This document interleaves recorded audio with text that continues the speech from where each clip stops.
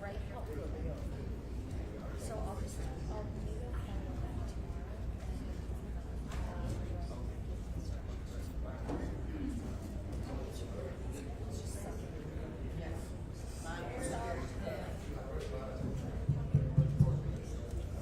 Can everyone hear me okay?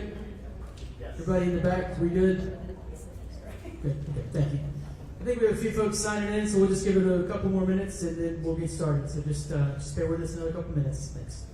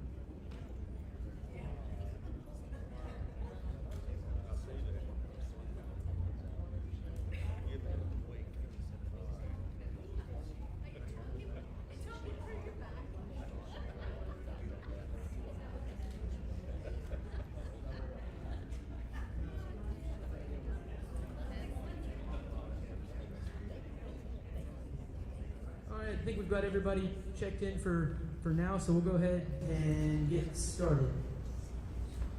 All right. So good evening, everyone. My name is Terry Fletcher. I'm the Chief Communications Officer for the West Virginia Department of Environmental Protection. A little louder? Okay, so everybody here in the back, we good? Okay, all right. I'll try to speak up a little bit. Good evening, everyone. My name is Terry Fletcher. I'm the Chief Communications Officer for the West Virginia Department of Environmental Protection.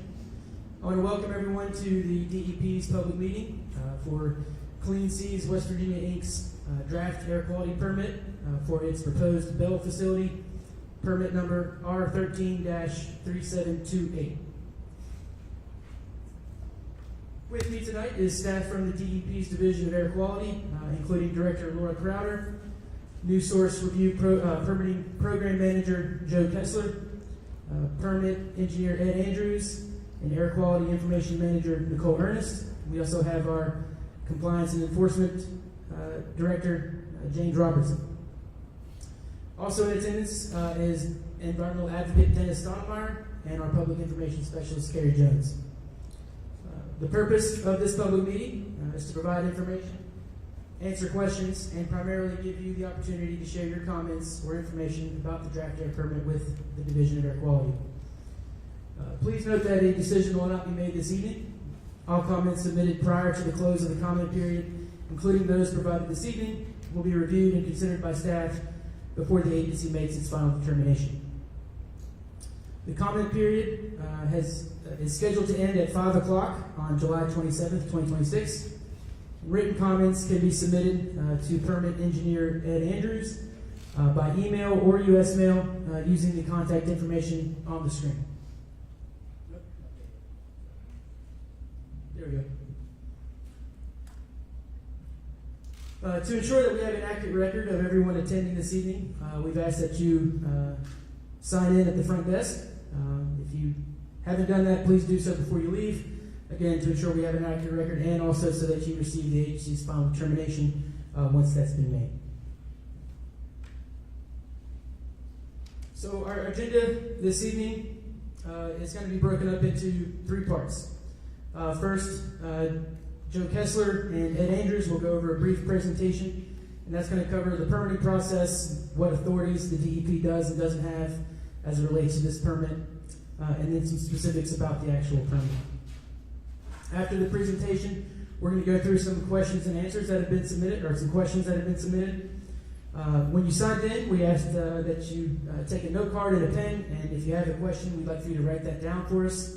We'll collect them after the presentation, and then we'll read through those, and our staff will be able to provide responses. If you've already brought written questions with you, you're welcome to submit those as well. And if you need any assistance, please raise your hand, and one of our staff will come over to assist. Once we get through those questions, or at approximately 8 o'clock, whichever comes first, we're going to move to official comments. That is the statutory reason why we have these public meetings, is to make sure that we get official comments on the record. At that point, we'll ask folks that wish to make comments to come up to the podium here at the front with the microphone, and you'll get 5 minutes to give your comments. We do ask that everyone keep their comments on the topic of this permit, and we also ask that you be respectful and considerate of each other by refraining from using foul language, name calling, and interrupting others while they are speaking. And we also ask that you keep within that 5-minute time frame so that everyone has a chance to speak. Before we begin with our presentation, I'd like to touch on a few things, just to kind of touch on what our role is in this process. So we understand and recognize that there are a variety of opinions and about this proposed project, including questions about the technology itself, the location, land use, economic impacts, and broader policy issues related to plastics. Those are certainly important discussions, but many of those fall outside the scope of the Division of Air Quality and our permitting authority.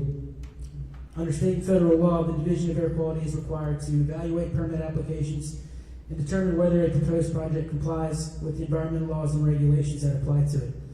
Our role is not to advocate for or against a project, and the permitting process is not an endorsement of any kind of proposed facility.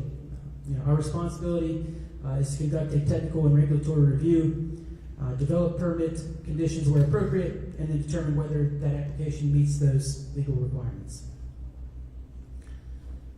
So thank you for bearing with me through those opening remarks and instructions. At this point, I'm now going to turn it over to Joe Kessler, our New Source Review Program Manager. Thank you, Terry.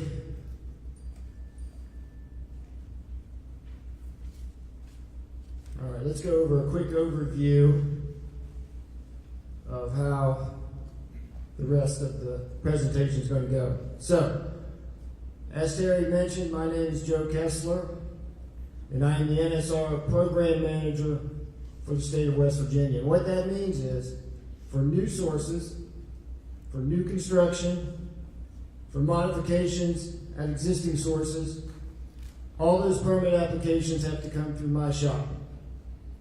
I have 9 engineers on my staff currently, including Ed Andrews, who will be talking about the specifics of the Clean Seas application and the facility here in just a minute. But what we have found out through the years in these public meetings is before we dive right into the specifics of the facility in question and the permit application is to put that a little bit into context. So we've had some of the public meetings where we go and have a very long discussion over sort of the whole background of air quality and how it's regulated. And we've developed a briefer presentation that just kind of puts the permitting process, kind of gives you some basics on the permitting process and really our authority under that process. We feel that actually works pretty well to get to the meat of the matter, which is talking about the facility in question. So I'm going to handle just the first couple of slides going over the process, and then Ed will take over and talk about the facility.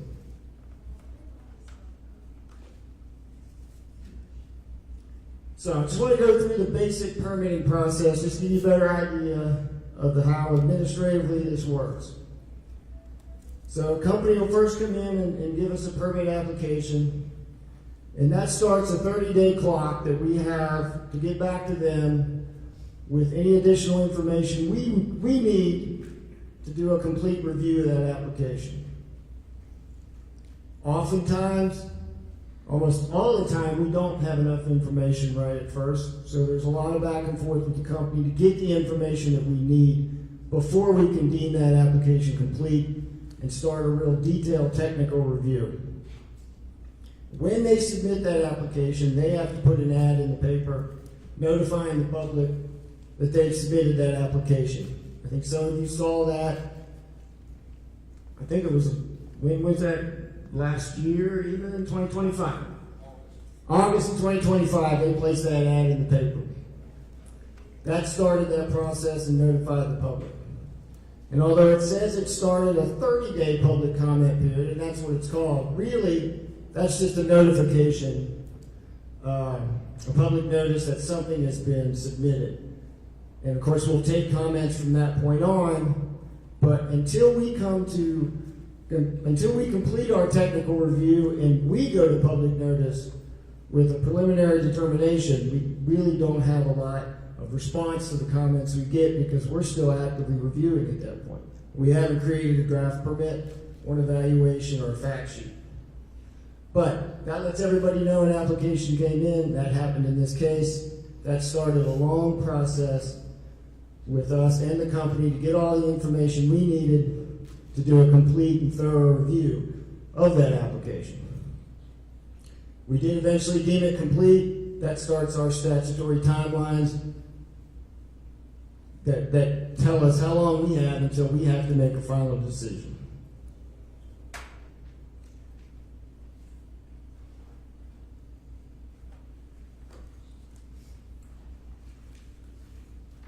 Sorry, I can't really see the slides from here or the computer, so I got to use paper. So what we're looking at, we'll go into that a little bit deeper in just a minute. We're looking at a lot of different metrics during that review.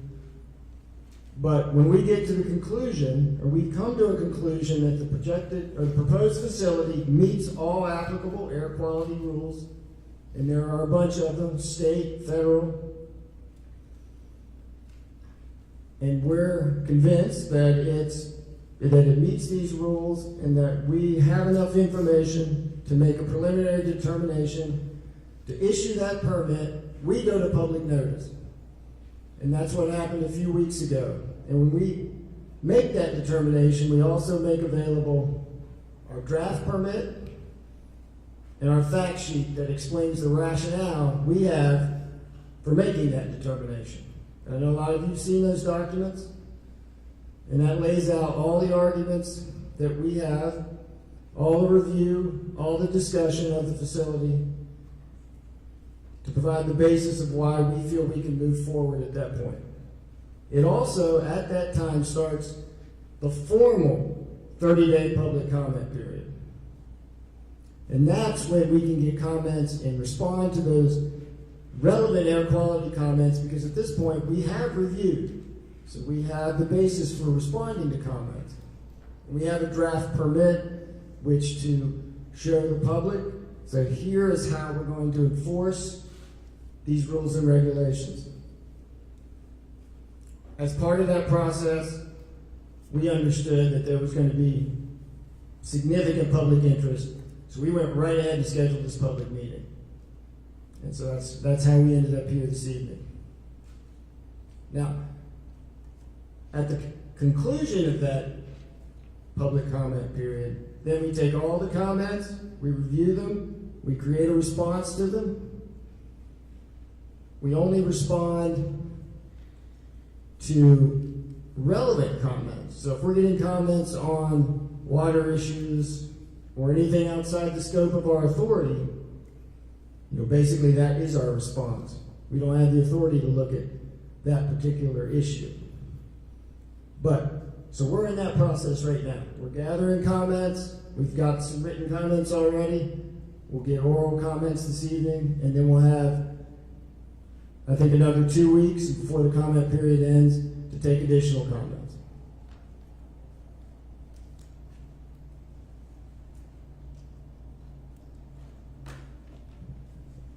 All right, so that's the basic administrative process.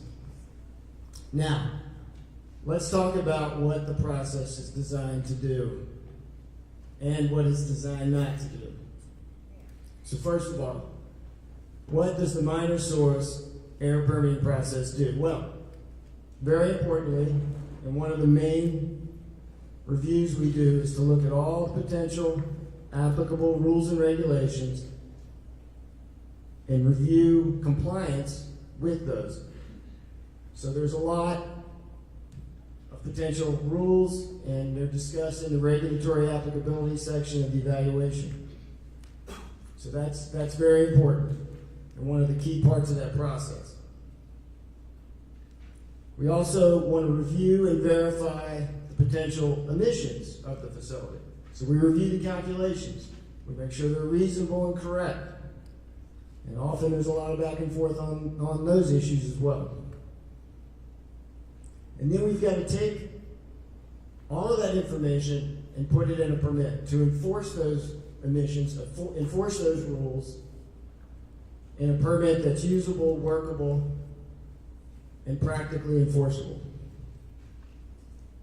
So that's important. Obviously, the whole purpose is to get a permit that enforces all of that. And finally, the process provides this framework for public participation. So just like I said, the rule lays out how we have to put ads in the paper, how the company has to put an ad in the paper, when and how we do a public meeting. So that's very important. And there are a lot of other parts, but those are the four main, I would say, parts of our review and what we're trying to accomplish and what the rule lays out for us to accomplish. But just as important, because it's often misunderstood, is what this air permitting process doesn't do and what we don't have authority to do under that rule. Importantly, the rule is not designed to prevent industrial development or stop all air emissions. There's no authority for us to say any emissions, no emissions are allowed. The rule doesn't support that, and we don't have the authority to say that. The rule does not require a full environmental impact statement. We just look at air quality issues pursuant to what's allowed under the rule. So we're not looking at water issues. We're not looking at waste issues. We have other sections and divisions of the DEP that do. But our process, we're just focusing on the air emissions. Under the minor source rule, greenhouse gases are not addressed. So for smaller sources, that we call minor sources, greenhouse gases are not addressed under that rule. And then importantly, to follow up what Terry said, we know there are many concerns, many valid concerns about a new facility anywhere. Nuisance issues, noise, light, increased truck traffic.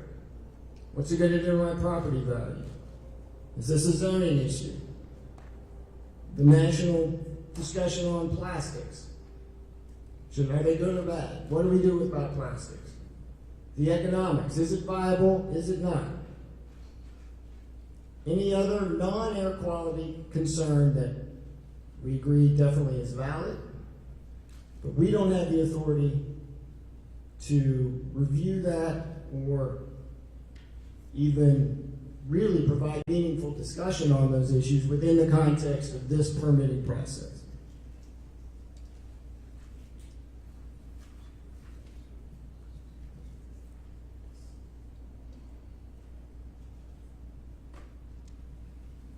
So I want to just finish before I hand it over to Ed, is to just read a little bit of our governing statute and how it's written. And this is a legislative rule that is sort of written from the code that's listed there, the state code.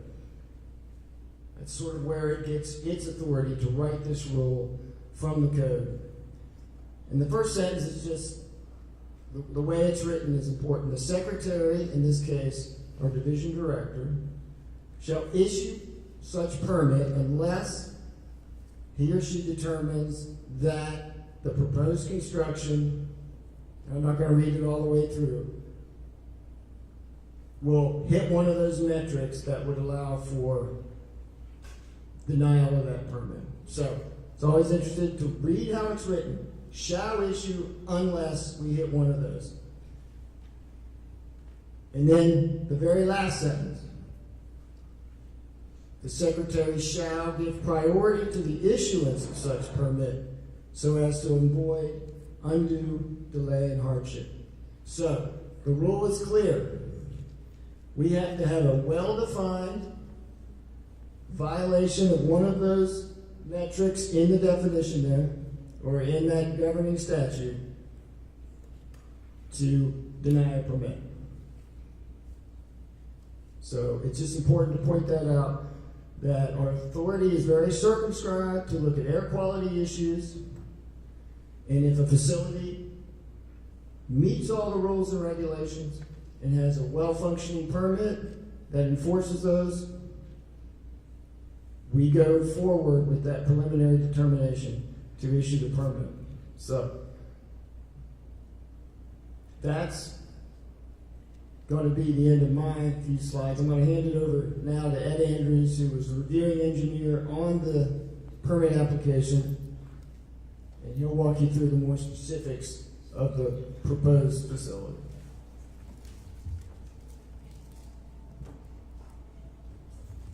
Thank you, Joe.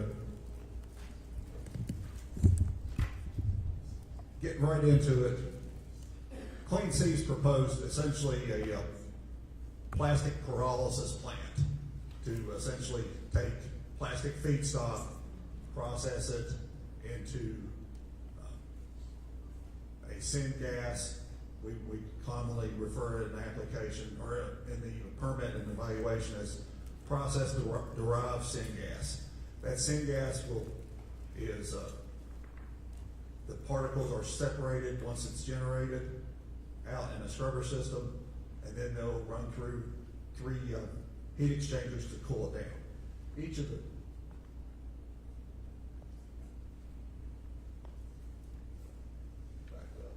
sorry, excuse me there.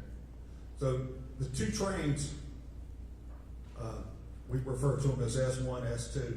They're designed to handle approximately 25 tons of plastic feedstock per day. They're essentially self-contained units that'll generate the syngas and clean it, extract out the carbon material as well as the pyrolysis oil. They propose to use 8 21,000 gallon Baker style tanks to store the pyrolysis oil on site. These tanks will have a nitrogen blanket system to control the vapors, as well as there will be this oil is anticipated to be a very viscous material, and they propose to heat these vessels as well to 100 degrees Fahrenheit. There's a small heater used to maintain that temperature. They'll have it's not exactly referred to as a ground flare, but we've referred to it as a enclosed combustion device. The S1 and S2 will actually vent during startup as well as shut down operations to this device during those periods. It'll be limited to approximately 314 hours per year, as well as the tanks. If the tanks vent, they'll be routed to that same control device as well. The application they propose to operate what is referred to as a TRE unit, training, research, and evaluation. It's approximately 1 ton capacity, 1 ton per day. It'll have its own dedicated flare. It'll operate similar as S1, S2, except that all the syngas from it will be routed to a flare. That's part of the unit itself.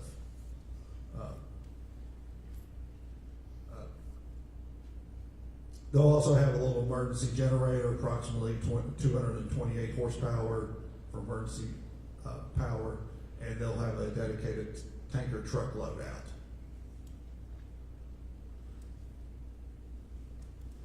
So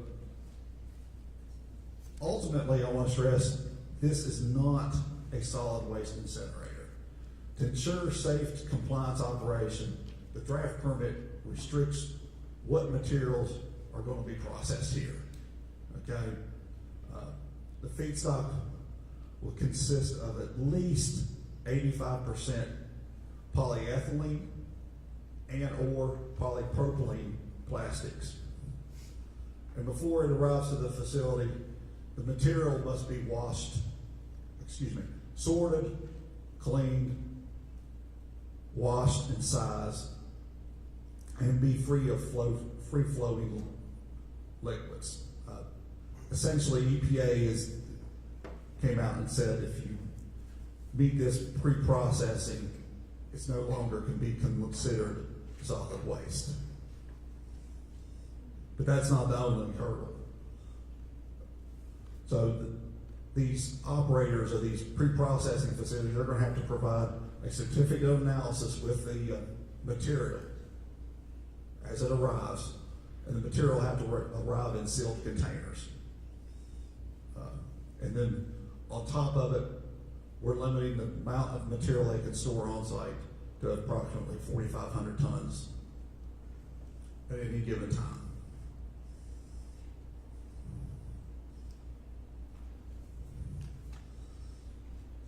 Because of the nature of this process, and there's very unique federal rules in place, or potentially in play,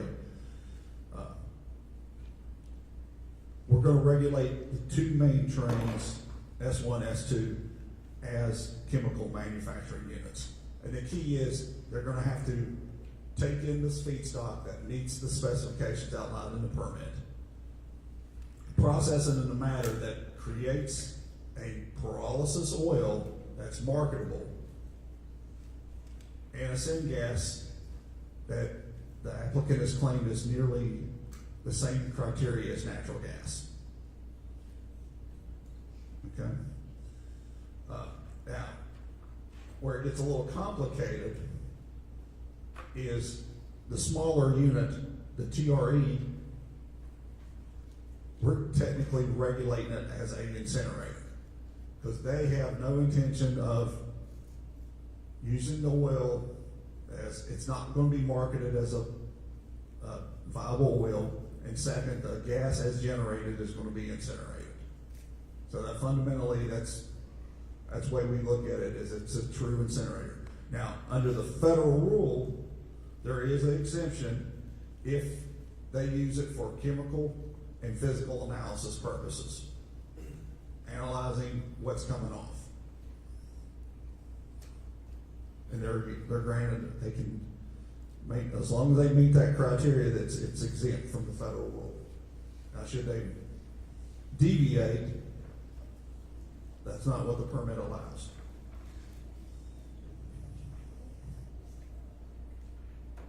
So the proposed emissions. This slide shows the potential emissions for the facility operating at full capacity, 24 hours a day, 365 days a week, or days a year. The potential, the major source threshold for criteria pollutants is 100 tons per year. The facility potential emissions is clearly well below that. For major source for hazardous air pollutants, such as benzene, formaldehyde, that is 10 tons per year by a single hazardous air pollutant, or combination of all hazardous air pollutants no more than 25 tons. That's the threshold for major source. Again, this facility is well below those major source thresholds. Nitrogen oxides, 2.18 tons, carbon monoxide, 2.2 tons, sulfur dioxide, less than 1 ton, particulate matter, which includes particulate matter less than 10 microns, and particulate matter less than 2.5 microns, 1.23 tons per year. Volatile organic compounds at 5.44 tons per year. That actually includes fugitives associated with equipment leaks, pumps, compressors, valves, and hazardous air pollutants just under 1 ton per year, which includes hydrochloric acid.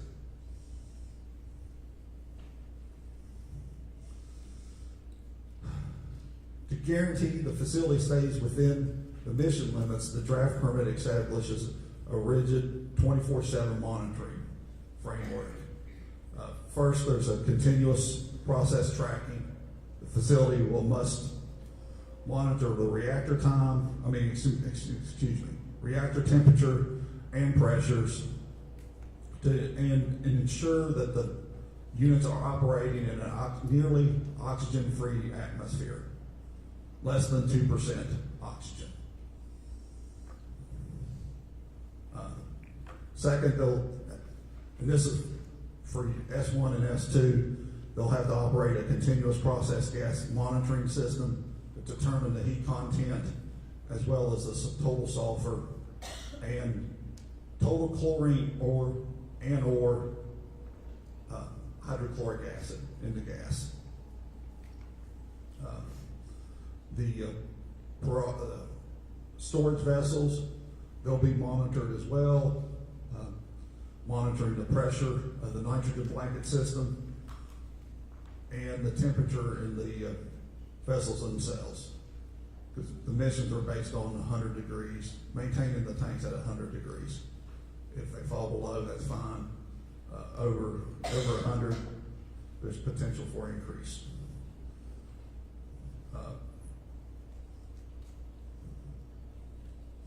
The TRE unit, it'll have monitoring as well. The same thing on the process side. Both of the enclosed combustor will be monitored as well as the flare for the TRE, especially for visible emissions such as smoke. Testing requirements. In addition to the continuous monitoring, the permit requires physical testing. The facility must conduct EPA stack tests to measure the nitrous oxide, carbon monoxide, particulate matter, and trace toxic compounds such as dioxins and furans. The syngas generated by the TRE unit will have to be analyzed at least 3 times an operating day.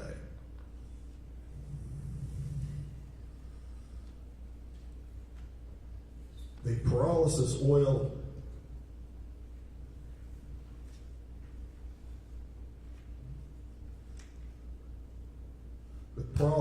itself must undergo quarterly laboratory analysis to legally prove that it meets commercial specifications, and it's not just a waste byproduct. And the oil, as well as all streams, even the carbonized material, will have to undergo once a year an actual hazardous waste determination test to determine if it's hazardous material.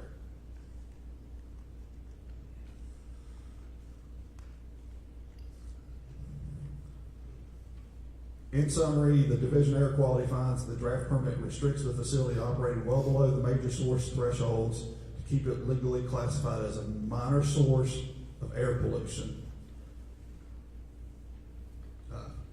And I want to iterate, and this will probably be iterated about another, at least half a dozen more times tonight, that no final decision has been made on this application. We won't make any decision on this application until July 28th, the day after the comment period ends. So any comments made on the record will all be taken into consideration, as well as all comments made after tonight and the comments that's been already made on the record that I've received. I'd like to turn it back over to Terry.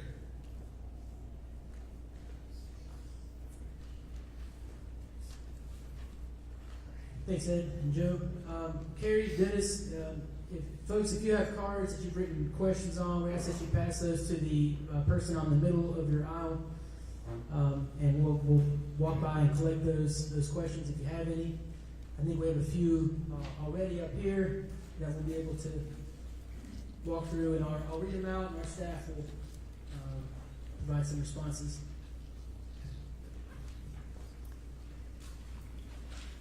So the first question we have is, as a homeowner, I'm not allowed to burn plastics.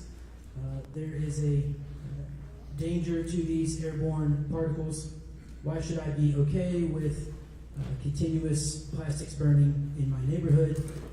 And how will the community be supported for the health and environmental damages we suffer? Joe, do you want to touch on that? So the first thing, and Ed, you may want to take this further. The first thing to understand is that this facility is not equivalent to burning plastics in a burn barrel out back. This is a pyrolysis train with controls and extensive monitoring. So it's not really apples to oranges. So I can't sit here and say that we're ignoring the fact that they're just burning plastics. Again, pyrolysis is not combustion in as much as it's heat in the absence of oxygen to break down the structure of the plastics into waste matter and to economically viable materials. Anything further, Ed? So on the, think of this. If you're open burning, how can you control that fire? Okay?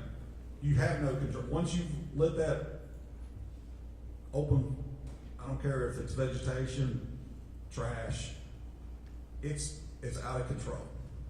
Unless you try to extinguish it, you can't improve the air to fuel ratio, you can't control the feed rate. So what the applicant will have to do will be monitoring his fuel rates, determine how much energy he's actually putting in his combustion devices that has been proposed and drafted to be burning processing gas. they'll be required to monitor the flame temperature or the temperature of the combustion device, and just as the initial is actually set at 1800 degrees, which EPA's determined that is effectively the effective temperature to destroy benzene.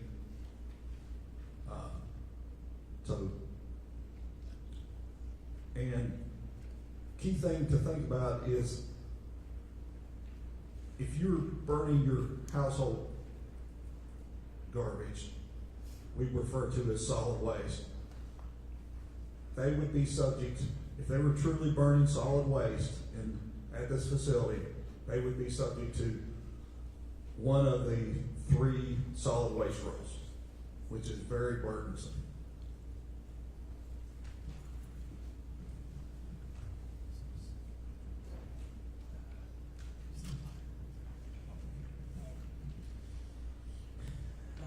And the last question on this was how will the community be supported for the health and environmental damages we suffer? I think, and Joe maybe touched on this a little bit during his portion, but the rules and the laws that apply to not only this facility but any kind of facility permitted by the Division of Air Quality or the DEP in general, those regulations are all designed to be protective of health and the environment. And so our job is to make sure that facilities comply with those laws and regulations. Next question, what happens to our small town if this place catches fire like Parkersburg? It will wipe out the town of Bell and surrounding small communities, will it not? And just in a broad response to that, I think this is a fundamentally different facility than the Parkersburg warehouse that did not have an air permit associated with it. And my understanding is they are still working to identify what caused that facility. So given that, I'm not really sure we can speak to, this is kind of an apples-to-apples comparison. But I will say, and Joe or someone may chime in and correct me if I'm wrong, but our permitting is not so much designed to prevent or anticipate any potential incident or accident that may happen at a facility. I'm not going to sit here and say that there couldn't be an incident down the road in any facility, not just this one. They happen all the time, unfortunately. But that's not how our permitting process is designed. And Joe? Yeah, I think this is going to be a common question. We all saw this horrible video of Parkersburg. It was hard to watch. So again, my staff, we are all engineers trained to evaluate air quality rules and regs and emissions and calculations.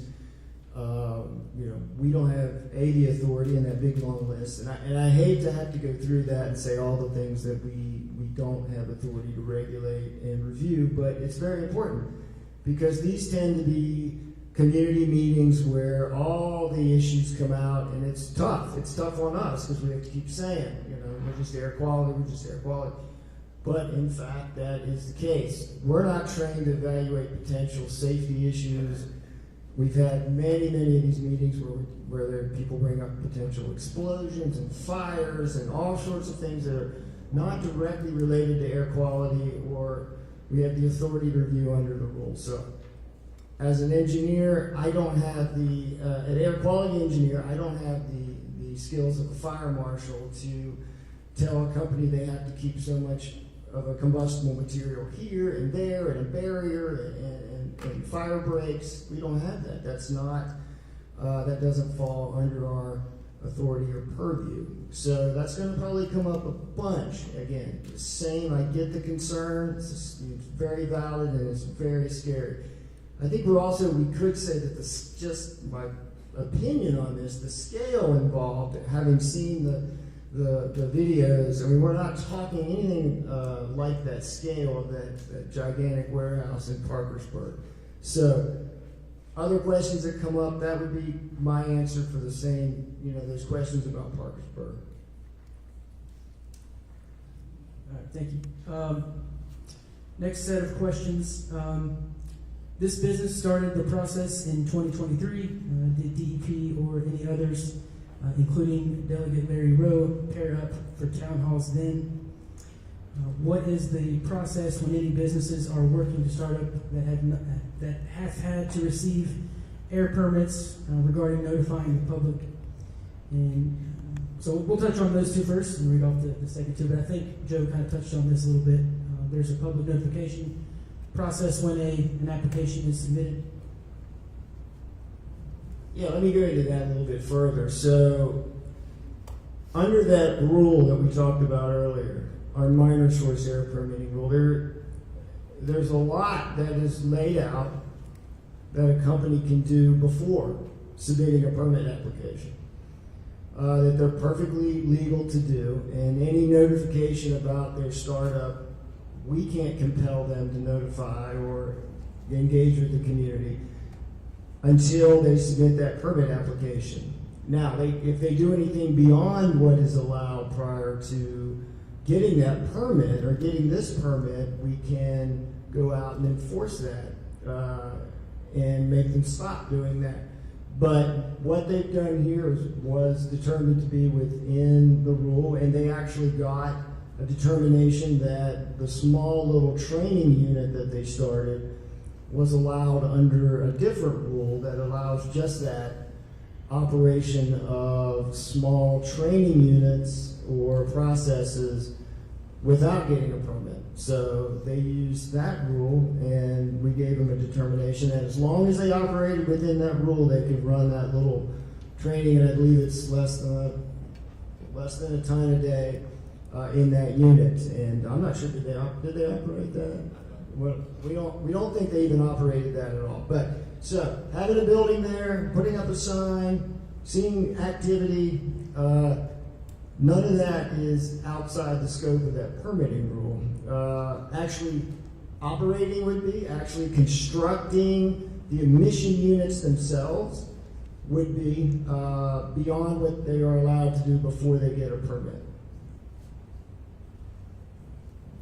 And Joe, I'm going to toss this back to you, but based on the annual emissions of Clean Seas, what other businesses from Charleston to Montgomery have higher emissions, and how do the numbers compare, and how are air emissions monitored?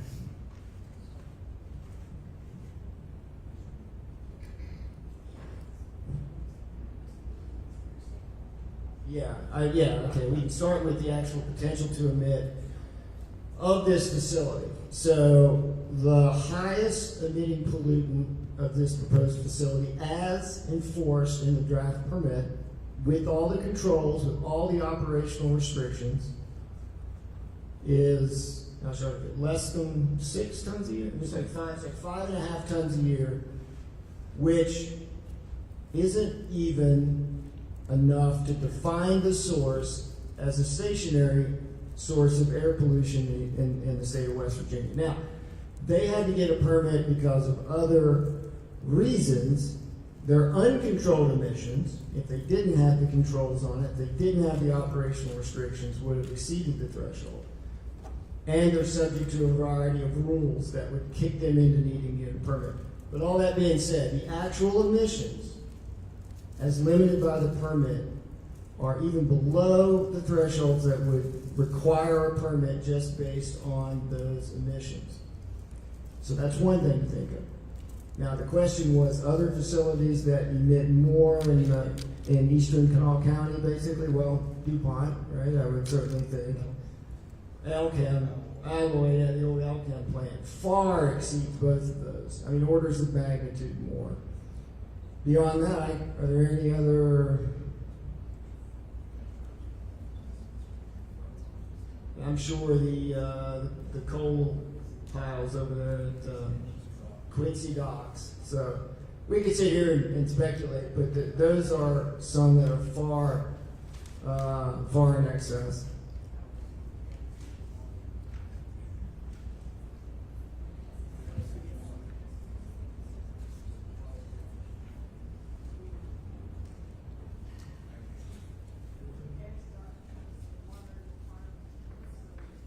Okay, so yeah, let's back up here. When we talk about monitoring, the reason we're sort of hem-hawing back and forth here is because when we talk about monitoring, we talk about two different things. We talk about the monitoring and the permit. How do we tell them, or how do we know that they are in compliance with the permit? Well, there's two ways. We require continuous monitoring in a variety of ways, various things. How much plastics are you using?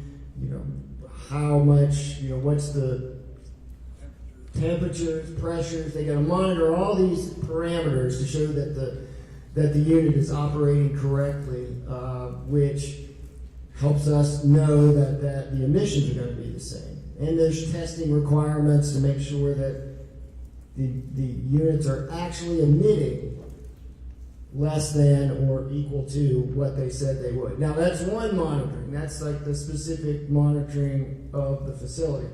The other monitoring is ambient air monitors, which are located throughout the state, which actually monitor the ambient air, which is two different things. So, in Kanawha County,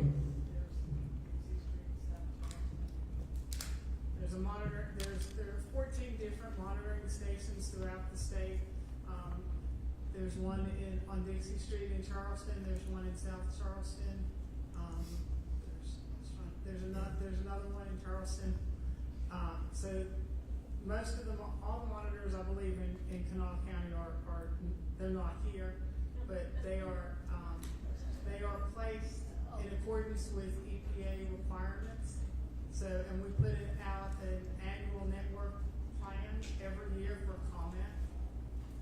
It was just recently submitted to EPA, I think in June, and it was out to public comment, I believe in May. All right, the next question, Ed, this probably be for you. How will the destruction efficiency of VOCs for the ECD be verified, and how often will the controls be checked?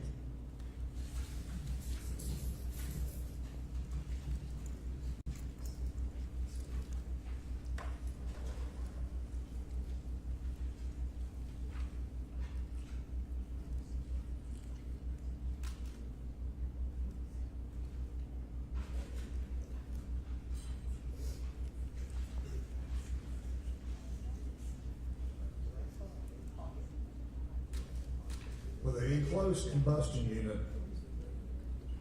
it's going to be a very intermittent unit, and we're going to restrict the hours of operation of it, as well as the visible emissions. It's intended not to operate very often. Approximately, if I recall, in the permit, it's like 314 hours per year. Most people think that's a lot of hours. Well, there's 8,760 hours in actual calendar year. So it's very limited.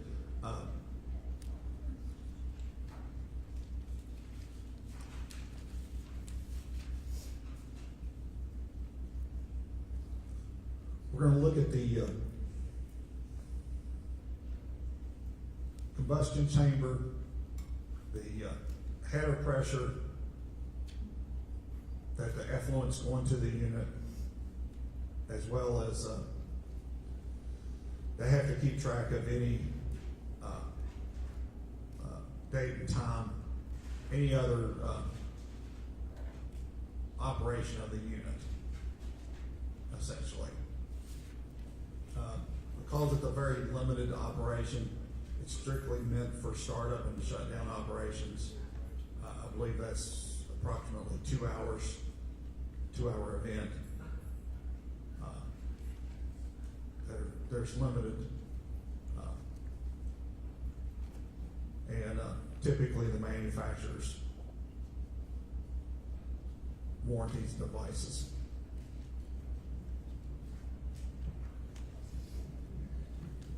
All right, next question. What monitoring is Clean Cities required to do, and how will that data be provided to the community? Who will serve as independent monitors of the air quality data? I think Ed touched on the monitoring requirements in the presentation.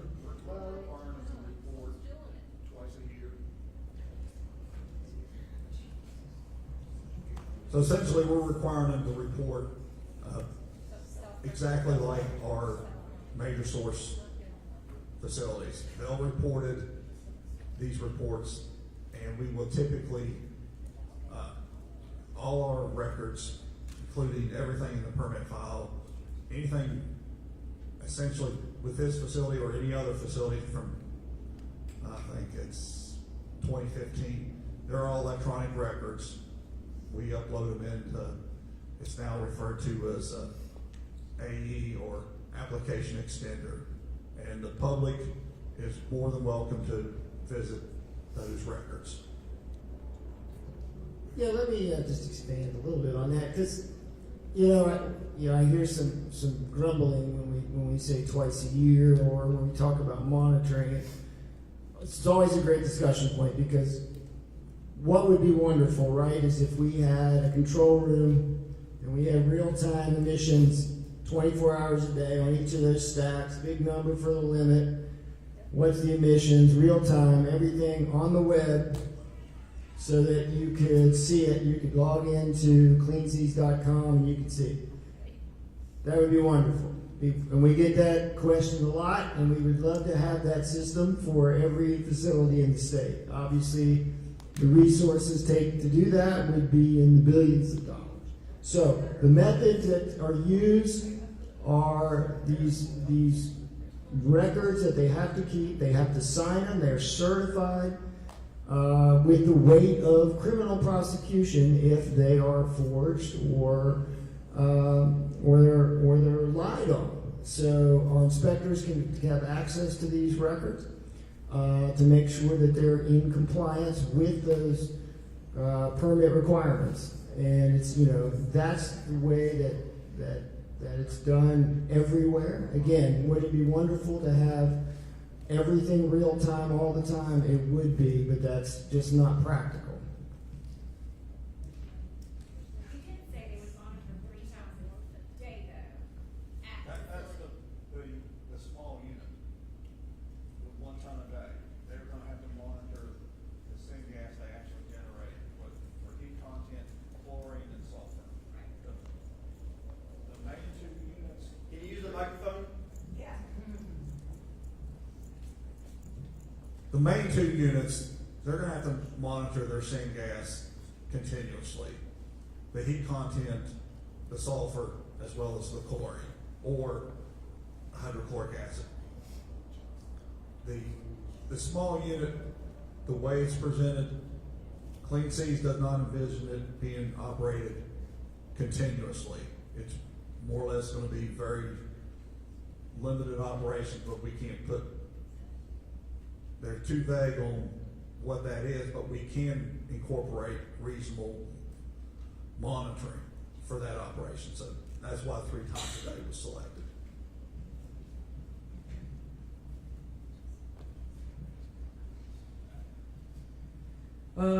Next question. What is the justification for this facility not including all of the expected emissions from plastic pyrolysis facilities in other places? And how can the DEP be sure that additional chemicals won't be released into the air when the feedstock makeup is not certain? So I think for the first question, I'm not sure that they would be required to give their emissions data from other facilities as it relates to, this is site-specific data that they're required to submit. And then I think Ed touched on the feedstock makeup has to be, it cannot be hazardous waste, and they have to do sorting and wash, and touch on that a little bit. So the feedstock needs to be 85% polypropylene or polyethylene plastic. There is, and you're thinking, well, that's 15%. Well, there's other requirements in there that they have to meet or stay below. My understanding is this kind of mixture should produce a viable pyrolysis oil that should be marketable. So in terms of other chemicals, there's going to be other chemicals generated. You're essentially decaying polypropylene and polyethylene into other chemical products. It should be a nice, uniformed process, but it's not. Because they just haven't provided a whole lot of details how homogeneous their feedstock is really going to be. Shouldn't that be a big question on whether you give them a permit or not? If they can't control all the other gases that will be permitted, or, it seems like when you're saying they are being vague, shouldn't they be more specific? In a pyrolysis process, you should be decaying completely to CO2, methane, water. It just does not get there. We know it, they know it. Obviously, you think it doesn't either. With your question. Hey, I'm sorry, could you repeat the first part of that question? How can the DEP be sure that additional chemicals won't be released into the air when the feedstock makeup is not certain? Is that the question you're talking about? There was something about comparing it to other companies. What is the justification for this facility not including all of the expected emissions from plastic pyrolysis facilities in other places?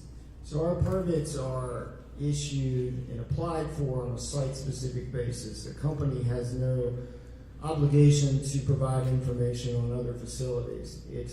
They're issued to a single source, and that's who applies, and that's what we review. So we don't have authority to look at other pyrolysis facilities and sort of combine it into that company. They're obviously only obligated to submit for their facility. So basically, you're issuing the permit on faith. No, I'm not. I would certainly not characterize that at all. The question was, would a company have to provide information on the emissions of other pyrolysis facilities? That was not the question. Can you repeat it? What is the justification for this facility not including all of the expected emissions from plastic pyrolysis facilities in other places? So why are there not pollutants that are included in the emissions estimates for other pyrolysis facilities of the same kind? Why are there pollutants that are included that are known to be associated with pyrolysis that are not? What is the justification that the DEP has for this company not including all of those emissions that are normally associated with pyrolysis? It's not. This question doesn't seem like it's about what the company has to report. It's about how the DEP has investigated the permit application. Okay, I think I do understand better. Well, the application that they provided had a certain estimation of emissions, correct? So they provided that emissions. We then provided emission limits on those pollutants. Any other additional pollutants, I think you specifically had 0 emissions on, and there's testing to make sure those emissions are not going to be emitted. So we rely on the application based on the information they submitted. We wrote a permit to enforce that. So again, it's based off of faith. No, we've got testing, we've got monitoring. It's not based on That they faith. submitted. But it's off of what they've submitted. If they're saying that there's other pollutants and you're saying that you're not checking for them, it's based off of faith in their word. It's self-report. Like, do you not think that they're gonna lie to get the permit? Yes. They're there to make money.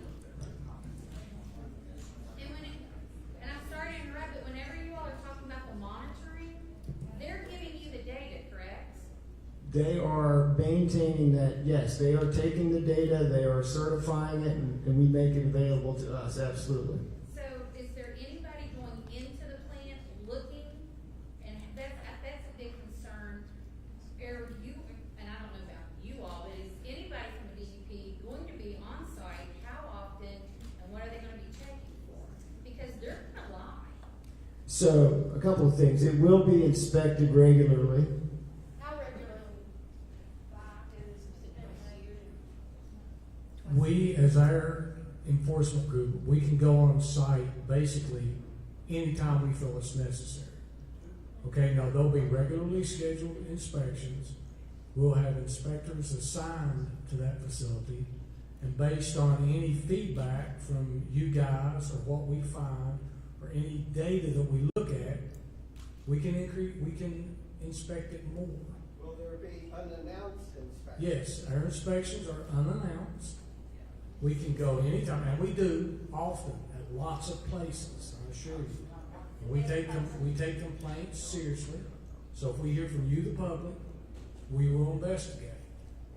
And so, we can't now, the next question, we can't be everywhere all the time. There's not a lot of us. But between this robust permit, our regularly scheduled inspections, and you guys got eyes and ears out there, we think it's a pretty good system to, do our best to ensure compliance. Can I ask, sorry, just to follow up, how did you verify the data that they provided for their estimated emissions?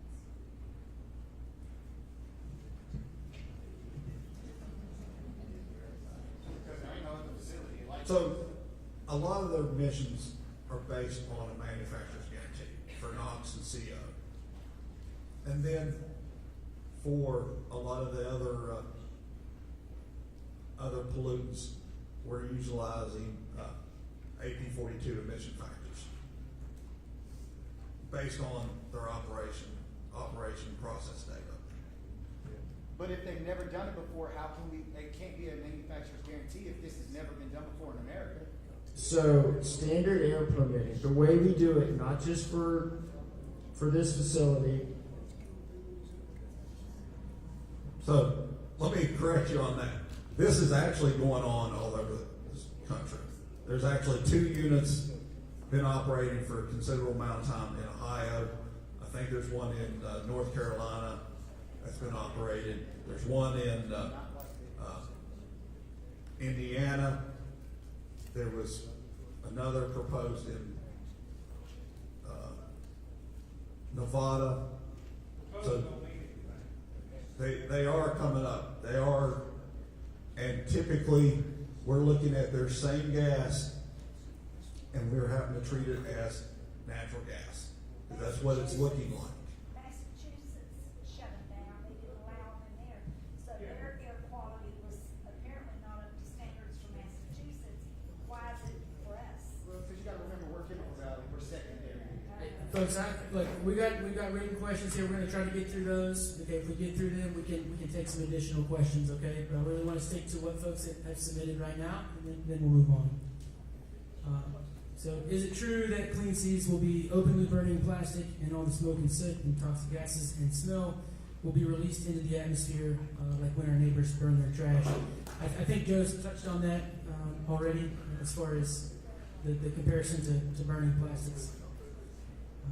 How specifically will the DEP ensure Clean Seas compliance with the Clean Air Act and regulations?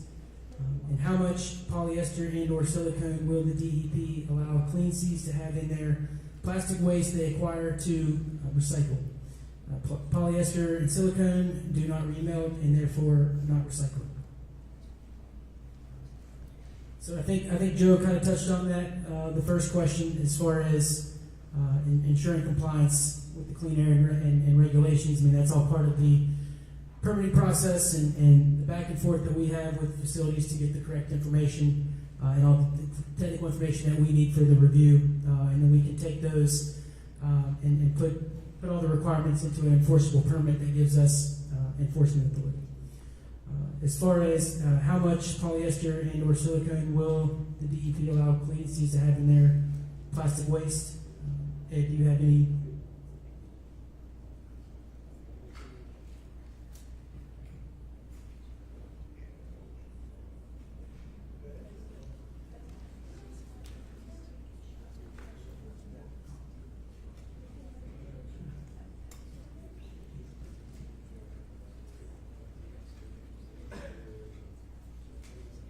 These are kind of too specific and requires a little more effort to go in deep. Yeah, some of these we'll answer in our response to comments. These are all being recorded. So some of the more specific questions that involve, get really down in the weeds, we're going to have to kind of do a little research probably to get some of that on paper. So Thanks. Has any consideration been given to the proximity of the two schools, shopping and dining facilities? Joe, do you want to touch on this? yeah, so under the state rule, there's no prohibition on proximity to schools. And there's industrial facilities all around the state that are close to schools and hospitals. So that's not one of the metrics we look at, and it's really we have to think of it as ambient air everywhere is controlled by the National Ambient Air Quality Standards, which we really haven't got to, but that includes schools, that includes everywhere the public has access to. So it's all treated the same. Is this meeting a formality, letting us speak our concerns, only for you to allow this to happen anyway? Is this already a done deal? Why are they bringing plastic from out of state? Why are they not burning in those states? And would you want this facility near your home or near the schools of your children or grandchildren? Will you be doing periodic air quality checks after the building begins? So I think James touched on the inspection frequency, and that's going to be something that we. Answer it. You You know, want to live next door to this? Not me. So, But I know you live next door to it. we get this question at every public meeting. Do you live around here? I understand that. I live in Charleston. Well, sir, he's gonna you got answer the answer. the I question. always feel that I like to answer this question. I feel like I don't have a problem. I live in Charleston. I live less than a mile away from Blaine Island, one of the largest concentrations of chemical facilities on the east of the Mississippi. I live a quarter mile from I-64, which has a daily traffic number of like 70,000 vehicles. So, I don't live on a farm somewhere in some pristine area. So I do understand the concerns, but what I didn't get into in the real, if we had hours and hours to talk about the national ambient air quality standards, is how the system works. Kanawha County is in attainment with these national ambient air quality standards that are designed to protect public health and welfare, and that's throughout the county. And we are very confident that we meet that everywhere in the county. Now we can talk about the monitors, and we again would love to have an air monitor every square foot in every county. We don't have the resources for that. So why do we place them in South Charleston? Why do we place them in Charleston? Because you have much higher emissions in those areas. So the limited resources we have, if we know that we're meeting the national ambient air quality standards in these much higher emitting areas, we're confident that we're meeting the national ambient air quality standards throughout the county. So that's sort of the reasoning there. So that's as good as answers I can give you. The rest is sort of hypothetical on, would I live here? Would anybody live here? But I certainly live near plenty of air emitting sources. What do you mean we don't have the resources? Are you talking, we don't have the money for the, Have you requested Your more air monitors? legislator has not sought to provide that for you. But has the DEP requested it? Because we see what happened in Parkersburg, so you have to go and ask for air monitors. So have you proactively asked? Those are for air different monitors? types of monitors. The official monitors, the regulatory monitors that determine whether or not we are in compliance with those ambient air quality standards are very expensive. They're very expensive to maintain. They take a lot of work, and that's not my section, but we could, we would love to have more money. I don't think anybody's going to give us any more money, so we have to put the monitors where we think it makes the most sense. just ask the ones that gave the money for the Ferris wheel.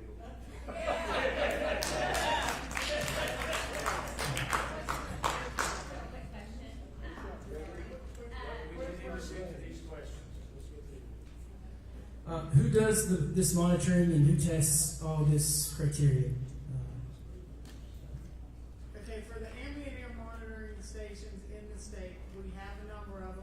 stated earlier. Closer to the mic, we can't Okay. hear. For the air monitoring stations within the state, we have a number of them. They're listed in the, in our annual network plan. We go to public notice every year. We, DEP, air quality, we have staff that, goes to these monitors and maintains them. We have quality assurance procedures, and we do have all that data. The monitoring done at the source is done by the source. If Public the, notice by newspaper, is that what you mean when you say public notice? For the air monitoring, network Any of plan, them, I mean, he did the advertisements in the paper, you're doing paper, what's your Is it the So- newspaper?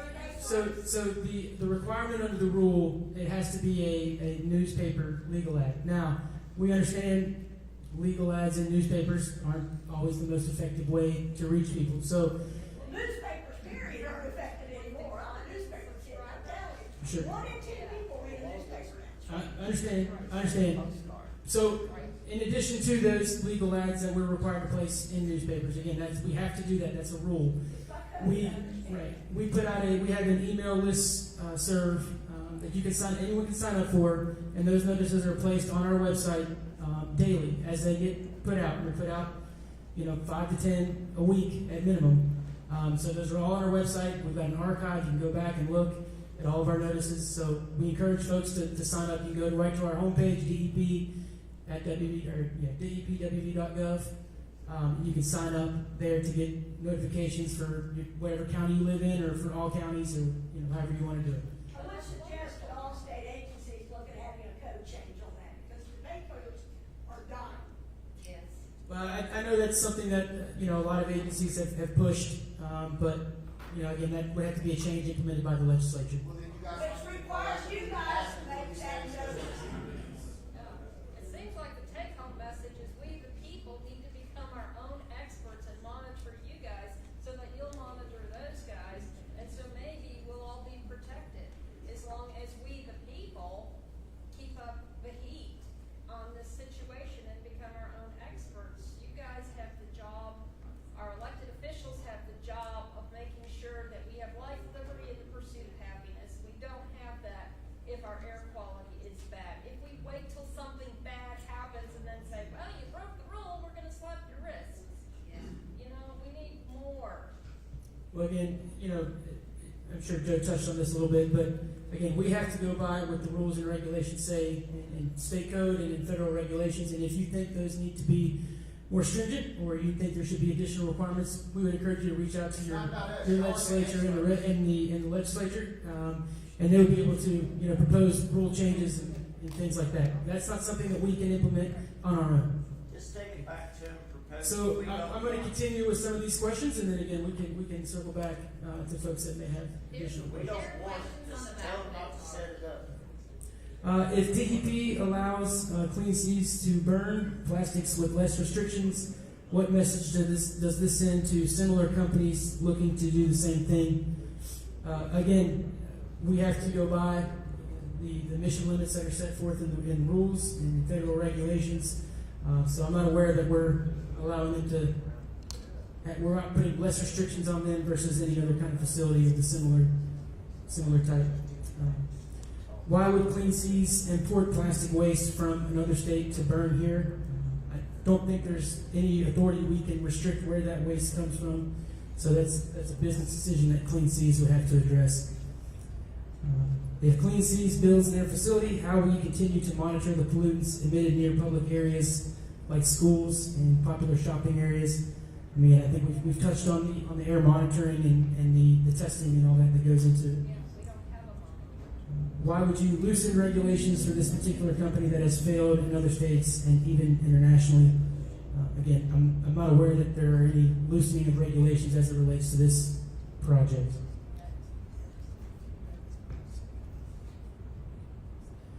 What type of future do you see for the people of Bell? Again, I'm not quite sure what capacity we're talking here. Again, we're looking at compliance with air quality regulations, and that's what this meeting is for. how many jobs will this create, and what would the health risk be for those who work there pertaining to air quality? So again, economics is not something that we're looking at as far as how many jobs this is going to produce. We're just simply looking at, what their emission limits will be and how they're going to meet those. The health risks for those who work there, that would be more of an OSHA issue. We're regulating air quality outside the facility. So once it goes past the fence line or the boundary of the facility, that's where our authority comes in. Will Clean Seas plastic burning only affect Bell? Again, we're looking at meeting compliance with the national ambient air quality standards. So that's ambient air anywhere. So we're making sure that those are in compliance and that those standards aren't affected. Who continues to monitor and check emissions? DEP or Clean Seas. And again, they'll be required to do their reporting of their data and emission limits. We'll be conducting inspections and observing those records to make sure that they're in compliance and to double check what they're submitting. Why is West Virginia always a test site for experimental chemicals and emission standards? Again, we don't have the authority to pick and choose what businesses or facilities wish to come to West Virginia. Our role is to make sure that if they do come here, they have to abide by the laws and regulations relevant to West Virginia, as well as the federal standards. How did Clean Seas arrive at the emissions levels in the permit? That's all big question. The bulk of their emissions are based on process data, processing the 25 tons a day of plastic through the units, the emission guarantees from their vendor on their combustion devices, the burners, for NOx and CO, and AP42 generic factors for processing that volume of gas. What monitoring is Clean Seas required to do, and how will that data be provided to the community? Again, we've touched on that. They will be required to submit emission reports, and those will all be made publicly available. Who will serve as independent monitors of the air quality? Again, that's You guys, right? will that Independent monitoring. again, yeah, we have to review those and make sure they're in compliance, and we'll do inspection checks and enforcement checks to make sure that they. Won't that be expensive? Will that independent monitoring be ongoing or periodic? So again, they have to submit emission limits or emission reports as required by their permit, and then we will continue to do routine inspection and enforcement of the facility. What verification process has been or will be used to ensure that 85% of the feedstock, the exemption rules? How often will? Sorry, trying to read this here. I guess yeah. How are we going to verify the 85% of the feedstock? They're going to be required to develop a actual visual inspection plan of everything coming in. Look at these COAs, the certificate of analysis provided by their other processors that the material's coming in at. So they decide how you inspect the plant, you guys don't decide how you're gonna inspect it. Well, they have to submit that plan to us, And tell and you we what will you think. review it. If we disagree with their plan, we will ask them to fix it.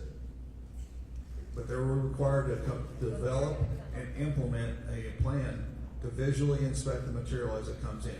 Actually, the permit restricts them from not including any kind of baled material, so they can't do a visual inspection of the material. There's a lot of technology that's coming out here in the last year that will aid them into determining what they're getting from these processors. But you all aren't gonna walk through and make up a plan, and then they make up a No, plan. we're gonna require them to make up a plan. So they're gonna make it up, and you guys will say yes or no. Yeah, right. That's a standard procedure. Is a lot of times facilities propose to us plans for all sorts of things, and we review it and approve it. I mean, obviously, they have the knowledge of this, the technology. We have to permit and inspect every type of facility. They are experts in their own facility. They propose to us. We review and approve. We can require them to make changes, and then they have to live by that plan. What is the DEP's explanation for why this facility does not estimate some pollutants such as chlorine as emissions, even though other pyrolysis facilities emit said additional pollutants and then some? So yeah, these specific emission and pollutant, we're gonna make sure we answer these in our response to comments, or we can go back with the materials and the review that we have. So we're gonna look at that. Again, all these are recorded. Anything that we don't answer here verbally, we will have in our response to comments document. How can the public obtain records and verification of the estimated emissions and actual emissions from this facility? So again, we make those publicly available. You can request those through public records requests, or just reach out to staff, and we can guide you through that process to provide you with whatever information that you'd like to see that we have available. What verification method did the DEP use to confirm the company's emissions estimates were accurate? So I think he's touched on that, and again, we can kind of probably roll all this better in a written response for the emission-related question. If the feedstock is contaminated or the oil cannot be consistently sold as a product, what protections are in place to prevent these materials from becoming a waste management problem? Yeah, I think that's a waste question, and that's something, again, that's sort of outside the scope of our review. That may be something we can touch base with the appropriate folks at DEP and include a written response to that. How frequently does a DEP inspector go on-site unannounced to inspect operations, and where is the char going to be stored? So I think we touched on the inspection frequency, which is going to be dictated by a lot of different factors. But Ed, if you want to talk about the char.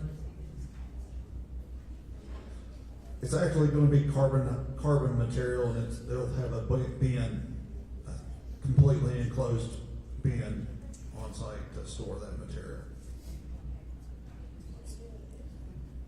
Who benefits from this company coming to our community? No other state has issued permits. The company operates in other countries that have no to little environmental regulations. Doesn't that send a red flag?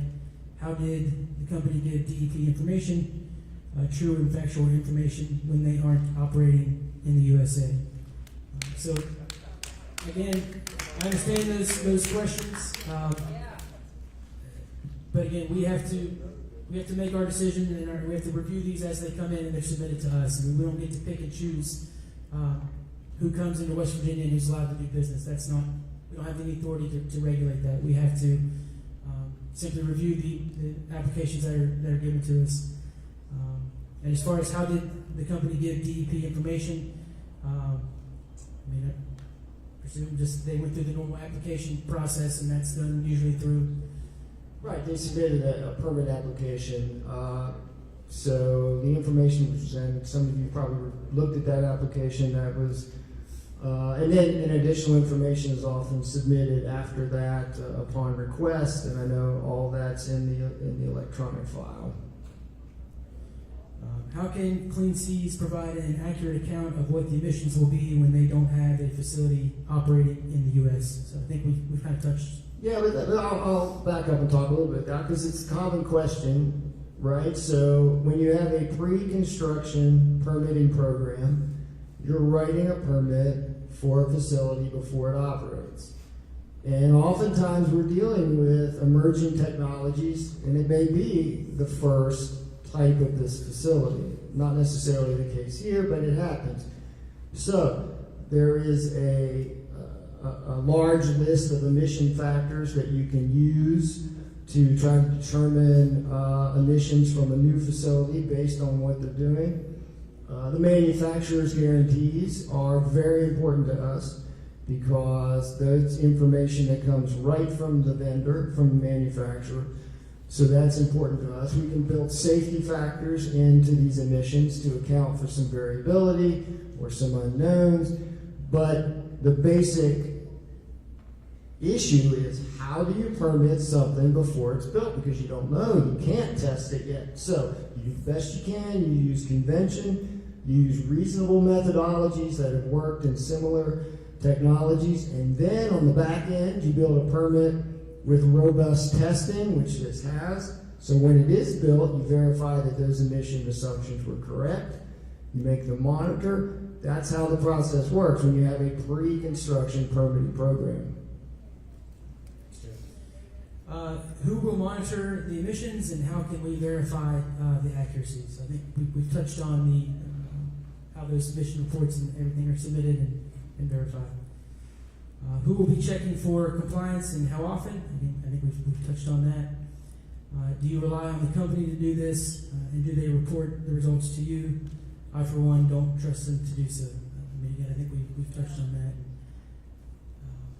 I don't know if it's worth mentioning, just, they typically will hire consultants or third parties to do this kind of testing and submission of information. A lot of companies will do that. So it's not so much that they're taking the John Q. Company man to do the work. They're hiring an independent consultant or someone to come in and do these testing and let me go back to that again, because the idea that a company is monitoring the various temperatures, the various throughputs, all the different data that we're required to be monitored. I know there's snickering over that, there's grumbling, why aren't they, they're lying. First off, that is absolutely convention. That's the way every permitting agency does it in the country, because, again, whether we like it or not, we don't have enough staff to have somebody all the time at every facility across the state, right? That's obvious. So we have to build in monitoring for the company to do, and that they have to certify it. There's a form they certify with. And if we catch them lying, and there are ways to do that, if we feel they're lying, we can prosecute them criminally. We can shut the plant down. So there's weight behind that. No company is going to want to be issued a violation for lying on their certified records. So when we go out there and do an inspection, we gather these records and we check and make sure. Is it, again, a foolproof system 100%? Of course not. But that's how the reality of having a limited staff. I'm not sure how many inspectors we have. How many do we have going out? 15? 15? 15, 18,000 facilities in the state. And this is the way every state does it. If we want to make it different, then we would have to put tremendous resources. That's just the way it is.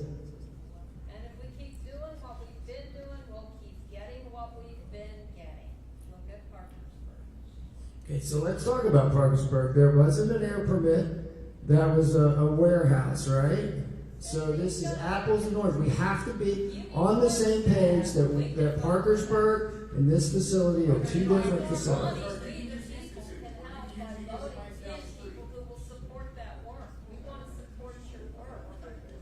Yeah, wouldn't it be more apples to apples if you use the Institute plant as a example? Yeah, MIC Carbide wasn't shut down because you guys shut down because of public pressure after it exploded. Right, so you guys can't say you are the ones who shut it down. It was shut down after the MIC exploded and the public. After there's harm, after there's damage. If it's the fire, we got just a few more questions, and then we'll. Where's the protection?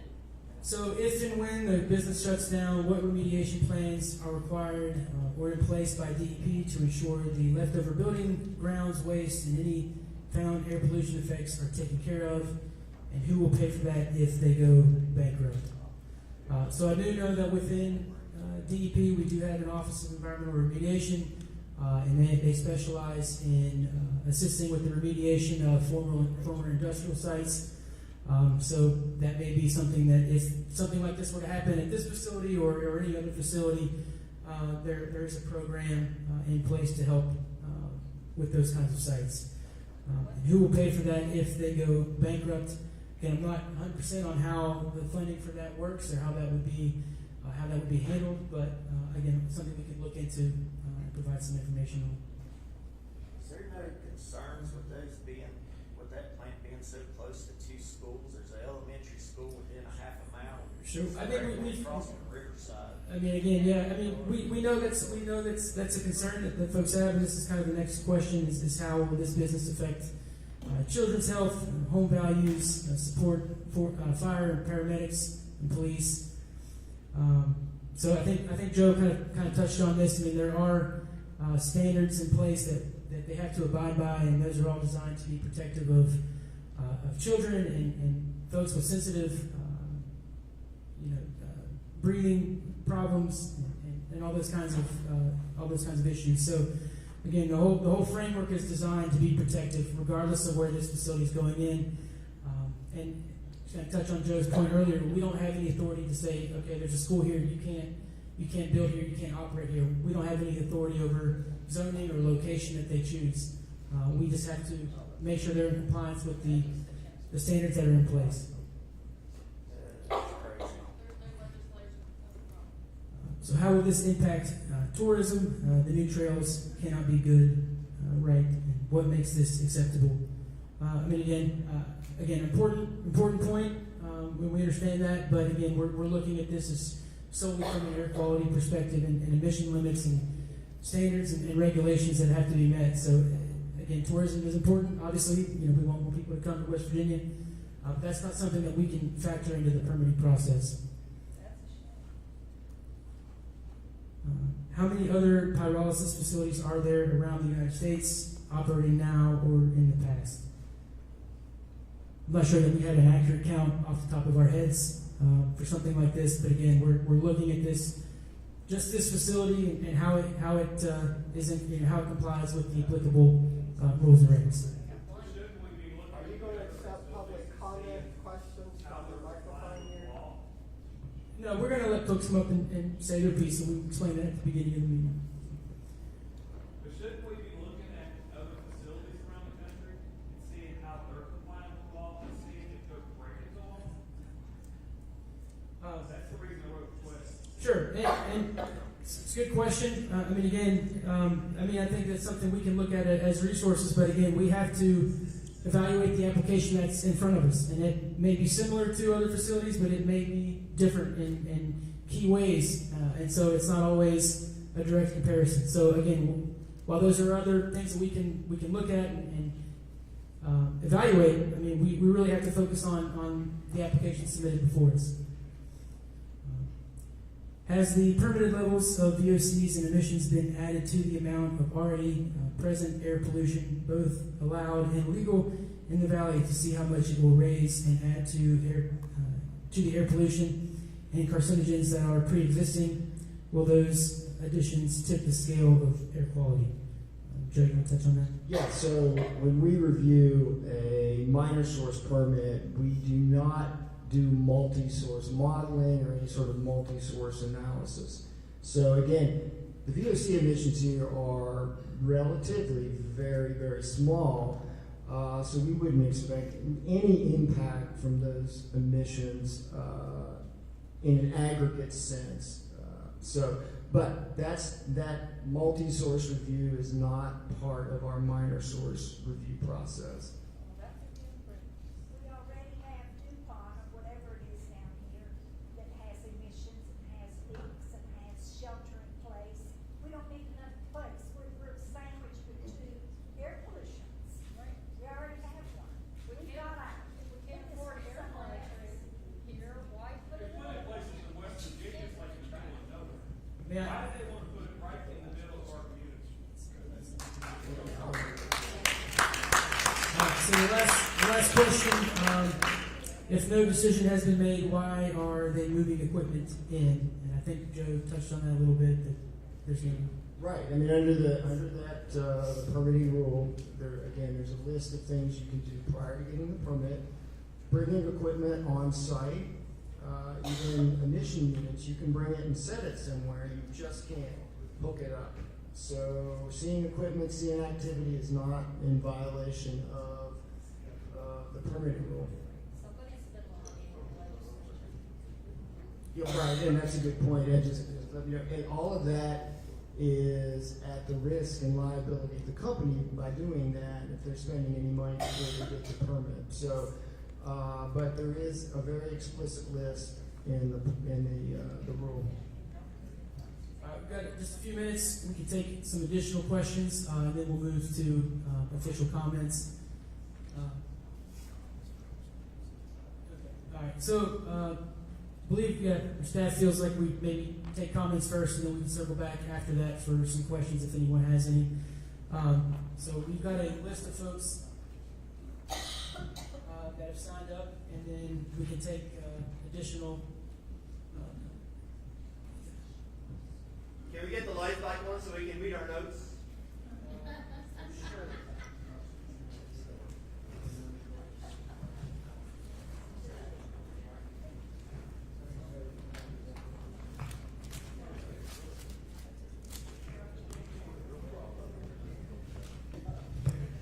All right, so we mentioned at the front of the meeting, everybody's going to get 5 minutes.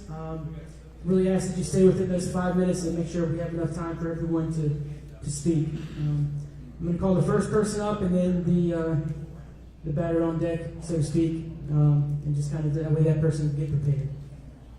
So the first person we have is Morgan King, followed by Eric Carruthers.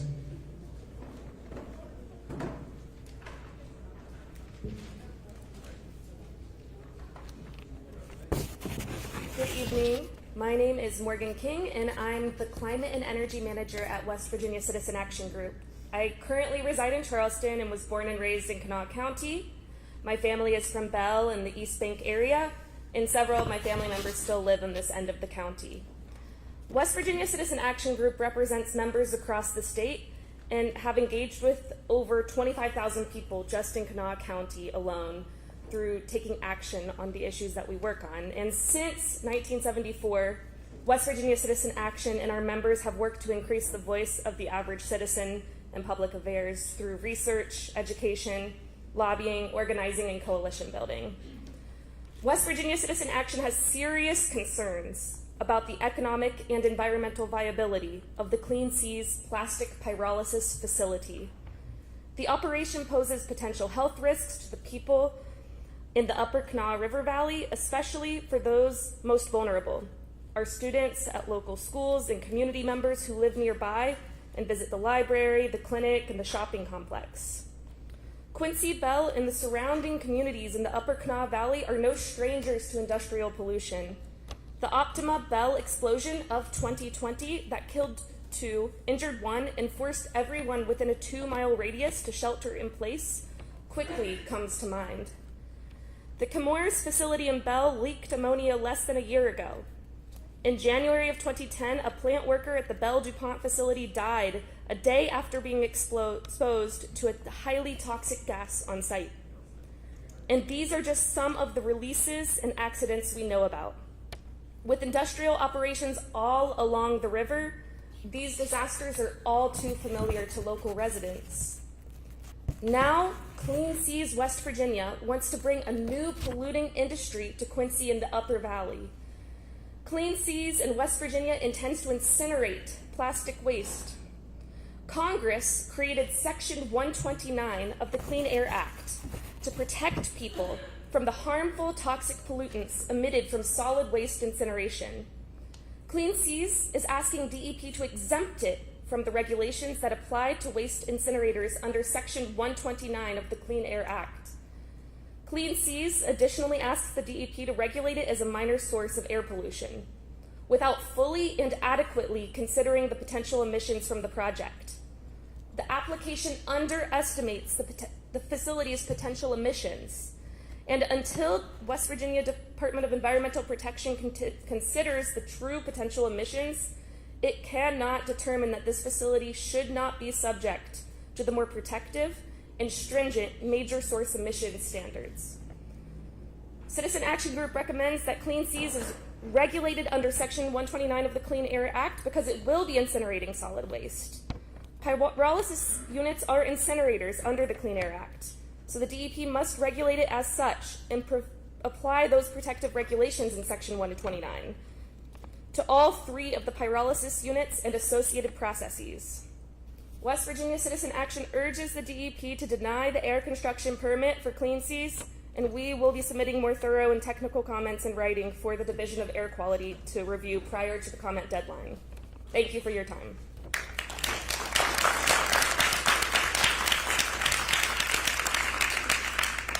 Next, we have Eric Carruthers, followed by Wes Holden. I first want to go on record as saying thank you for being here this evening. Showing up is important and matters. Good evening. Thank you all for being here. So my name is Eric Carruthers. I live in Bell, and I act as a community organizer, and I absolutely love living here. So I live 2.3 miles from Clean Seas. My nephew, who is here, attends Riverside High School. My sister is a teacher at Midland Trail Elementary, both of which are less than a mile from Clean Seas.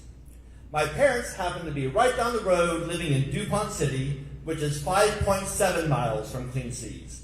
I have neighbors and friends spread all across the Upper Kanawha Valley, and we all love living here, and this facility impacts all of us. I am here this evening to formally ask you, the Division of Air Quality, to deny the air quality permit for Clean Seas. As a resident, my concern is not based on rhetoric. It is based on proximity and process reality. Heating 50 to 200 tons of plastic daily releases volatile organic compounds, hazardous air pollutants, and fine particle matter. This facility is across the tracks from Riverside High School, our public library, and Midland Trail Elementary. A brand new tourist attraction, the Appalachian Outlet Trails, also happens to be just across the highway. Issuing a minor source permit without evaluating the long-term toxic exposure is an unacceptable risk to our community's health and well-being. Air permitting relies heavily on honest self-monitoring and accurate emissions reporting. Clean Seas has repeatedly mischaracterized this operation to the public as a zero-emission green process, when independent data shows that this plastic oil is primarily destined to be burned as industrial fuel. They have already broken community trust through shifted timelines and misleading narratives. These behaviors have caused us to lose all confidence in Clean Seas as an organization of integrity. Commercial plastic pyrolysis remains an unproven process at commercial scale in the U.S. Our neighborhood and our local schools should not be the testing ground for industrial experimentation. Please prioritize our health and deny this permit. Thank you for your time.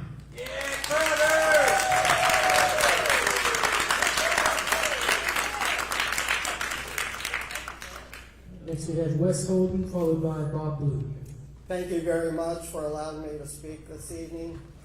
As a decorated Army veteran, I look up and see the American flag that is above us.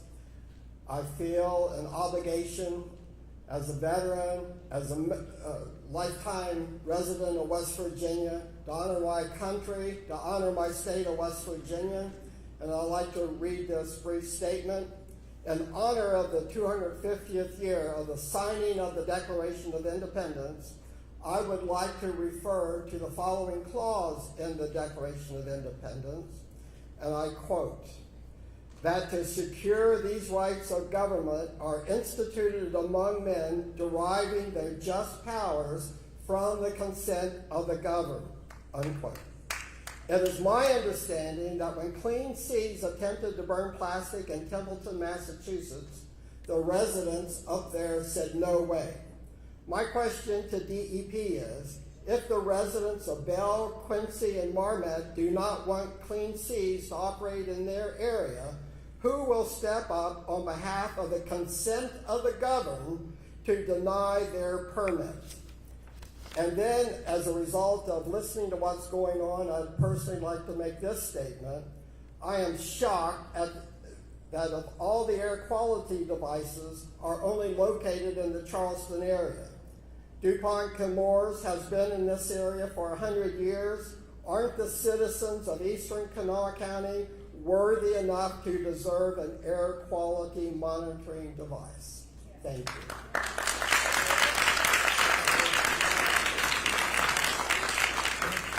Next we have Bob Blue, followed by Lonnie Ween. Mr. Blue? Okay. Next we have Lonnie Ween, followed by Martha Gibson. Good evening. As mentioned, my name is Lonnie Ween, and I am the West Virginia Field Organizer for Moms Clean Air Force. I appreciate the opportunity to speak directly to you all tonight, and please expect a technical comment from me and my organization formally in writing. Honestly, if I have one thing to say about the Clean Seas air construction permit at hand, it's this. It's your responsibility to do this right. To protect the health and safety of West Virginians by challenging permit applicants and to fully investigate and verify the feedstock makeup, emissions estimates, and background that Clean Seas has provided on this facility and its operations, especially when the evidence from so many other plastics pyrolysis facilities in the country shows just how dangerous this process can be. And this process has been around for 30 plus some years. This is well known, it's well documented, and thus it is regulated as incineration under the Clean Air Act. I have had the immense privilege of getting to know dozens, if not hundreds, of folks in this part of Kanawha County who are concerned about the construction of this facility. Smart, kind, thoughtful people who are sitting in front of you today who recognize that West Virginia has long been exploited and exposed to deadly pollutants by the chemical and plastic industries here. This facility is poised to set a dangerous precedent for new petrochemical development in Kanawha County, and we know it. We're here to make sure that you know it too. Pyrolysis incinerators like the one proposed for this site release vast amounts of dioxins, benzene, formaldehyde, particulate matter, and heavy metals into surrounding communities. It is proven that those exposed to the pollution from pyrolysis facilities are at increased risk for developing cancer, birth defects, respiratory impairment, neurological problems, and other health harms. That being true, it is extremely concerning to me and to my organization that this permit fails to account for all of the emissions that experts would normally expect to come from a facility like this. It should really be classified as a major source, not a minor one. Pyrolysis has, like I said, been classified as incineration under the Clean Air Act since 1995. But with the approval of this draft permit, the West Virginia DEP would allow Clean Seas to be exempt from those exact Clean Air Act protections. Despite decades of research and construction, very few of these facilities remain operational in the U.S., and they have a track record of fires, explosions, technical failures, and most importantly for this permit, emissions violations. As proposed, this draft permit fully fails to protect the surrounding communities and puts the health and well-being of thousands of people at risk. And that's on you. I'm here to not ask you, but to tell you, respectfully, to do your job. I am here to stand in solidarity with every single person who might be harmed by the air pollution from this facility.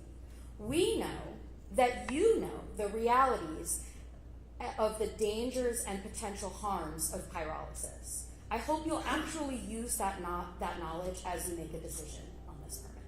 Thank you.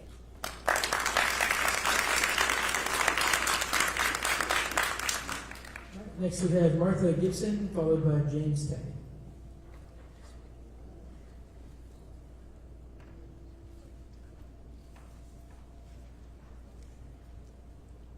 Good evening, and I do want to thank you guys for showing up as well. Public meetings are not always easiest to do, for sure. My name is Marty Gibson. Everybody calls me Marty. I am a retired DOH employee with better than 37 years experience, so I'm well aware of a lot of the things that you guys go through. I guess I have a couple of questions that really need to be answered. You guys are giving this permission for a draft permit, but is there any such thing as an agency that does a comprehensive review of a business that wants to come into this state and takes all of it into consideration? Because I can understand where you're saying, we're only looking at the air quality, we're only looking at the air quality, and that's your job.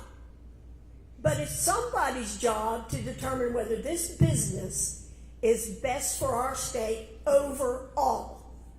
And they are not. They're not only because of the hazards that we have due to over the 16,000 types of chemicals that are used to make plastics to start with, but then you have 4,200 plus chemicals that stay once you even try to recycle it. And those are your volatile organic compounds, okay, that you say are under the emissions levels that we have to worry about in this state. Quite frankly, we're dealing with all these forever chemicals in water and everywhere else. I'm asthmatic. I see somebody burning a fire, I don't step out of my house. That makes me a prisoner in my house. And I shouldn't have to do that. I'm not going to stand still and have a company come in here who only wants to make money, doesn't care about the people of this state, and let them make me a prisoner in my house as well. Okay?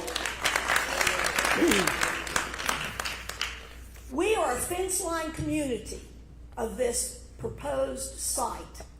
And by that, we don't need all those toxins near our schools, our shopping centers, our eating establishments, much less our homes. And it's important that we all stand together because we are West Virginians and we are one good state and we are good people. But a lot of people seem to think that we're low income, uneducated, married our cousin, and we don't count. And that's the company that wants to come into this state. And it's not acceptable. I greatly appreciate your consideration of this rejecting a permanent permit for this company. We don't need this kind of economic development. Yay.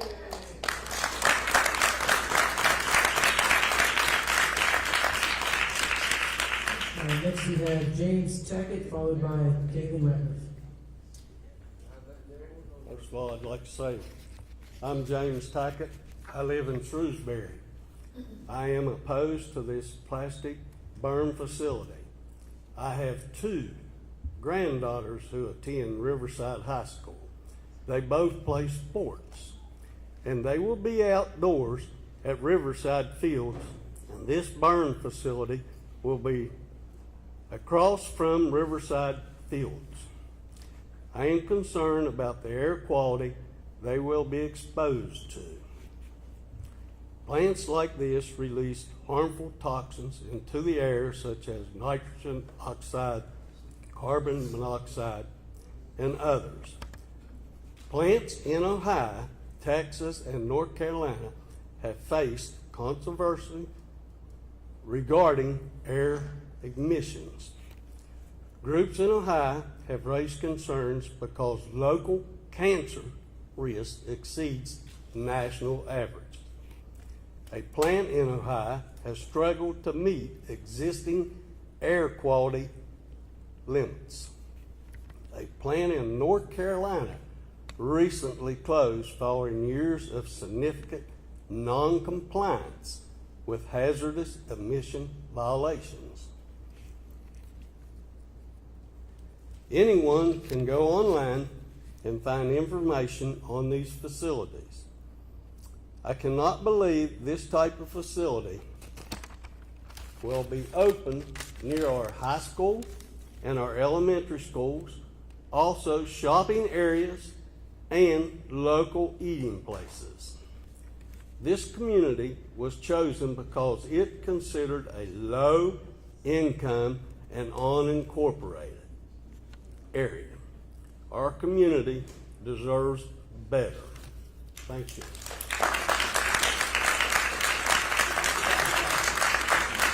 Next we have Caitlin Ratliff, followed by Martise Washington. Good evening. My name is Caitlin Ratliff, and I'm a resident of Bell.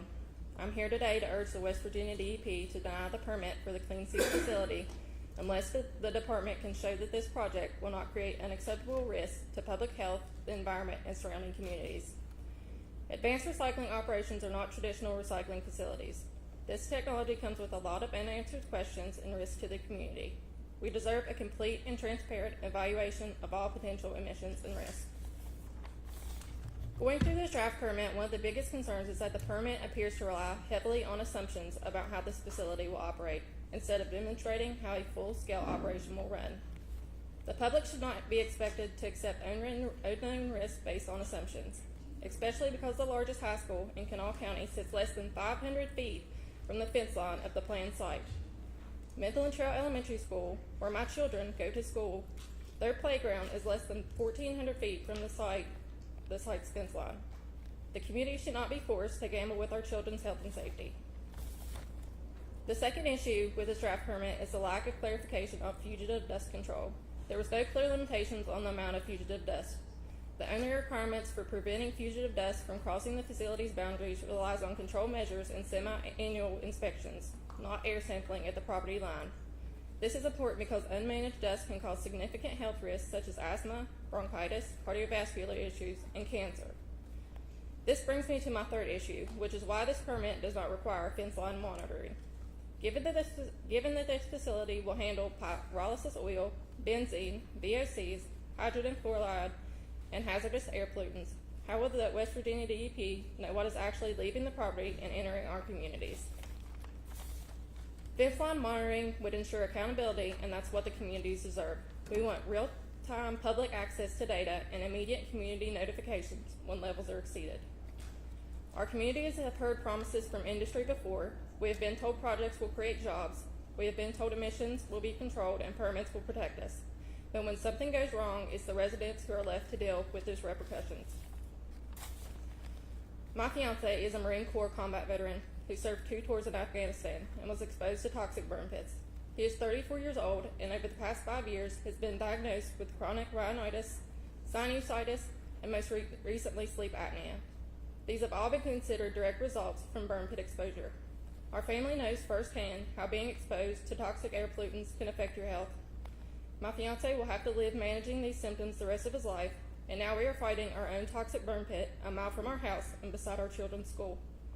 We do not want this facility here, our community does not want this facility here, and we'll keep fighting until it's not. Thank you.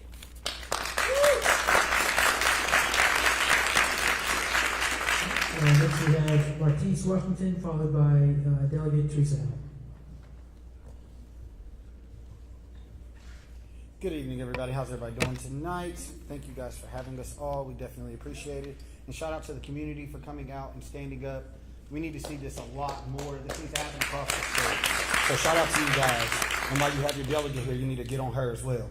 So, good evening. My name is Martise Washington. I'm speaking on behalf of Black, and I'm standing here as a resident of Charleston, who's been through several different incidents and different, explosions, shelter in places. Even while I was in Alabama, there was a shelter in place that we had to monitor and maintain while I was in Alabama just a couple weeks ago.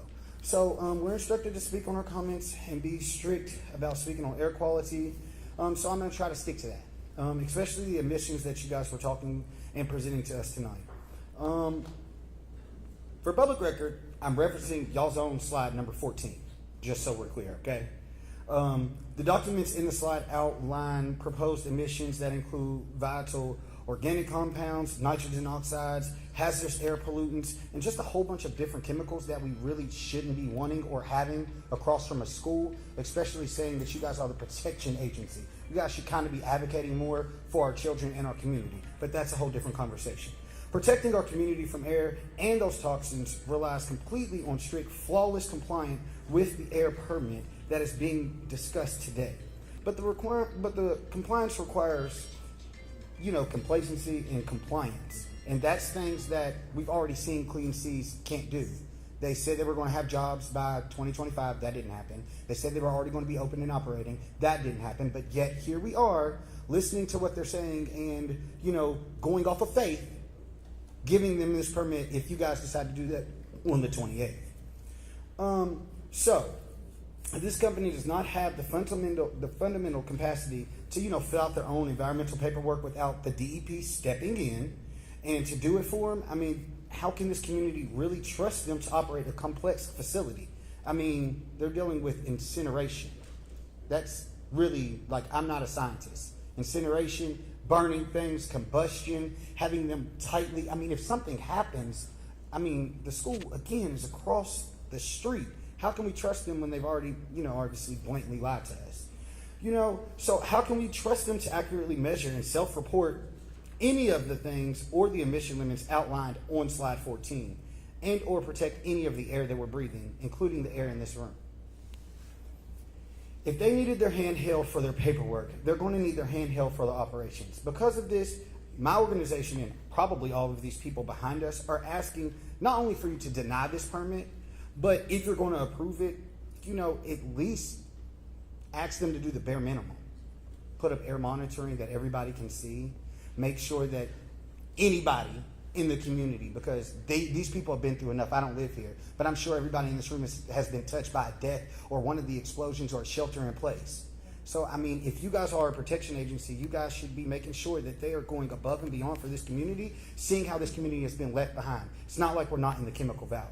So, we're just asking the DEP to mandate strict, independent, continuous air monitoring around this site. Again, this community has dealt with enough ammonia leaks and everything else. And it's not like we have to look far because, again, you don't want to dictate Parkersburg and this as being the same thing, but we really don't have to look far or even think about a tragedy looking forward because we keep seeing it happen over and over again. And it's when regulators trust corporations to self-monitor. West Virginia has already paid the price for a lax in oversight. Again, this community foots that a lot. We cannot let this history continuously repeat itself. Furthermore, it should not be on us or any of the people behind me standing here to fight for basic safety. It's truly actually on the DEP. You guys are the ones who should be advocating for stronger regulations at the legislature, as you guys are the, experts. You guys are the ones who should be fighting and lifting voices and saying, hey, the regulations that we have for these air permits are not what is needed for West Virginia. Because, we have cancer alleys, we have chemical valleys, and we're trying to, make sure that people can live their lives. It's not cute, it's not cool that you keep pushing off the human lives and the potential outcomes of the explosions or mismanagement of Clean Seas. Enough lives have been lost, and you are the ones that are allowing it to slide by, not me, because I don't work at the DEP. Finally, I'm making this statement because these comments are a matter of public record. If this facility has any type of incident that compromises our air, the children, or any other families or this community right here, it's because you did not mandate a strict enough oversight today or on July 27th, 28th, whenever the permit time happens. But that failure will be on Clean Seas, and it will be directly a reflection of how DEP feels about the people of West Virginia. Do better, be the heroes for these communities. Do everything in your power to protect this community today so that you're not held responsible tomorrow for those tragic outcomes. Have a great day, and thank you.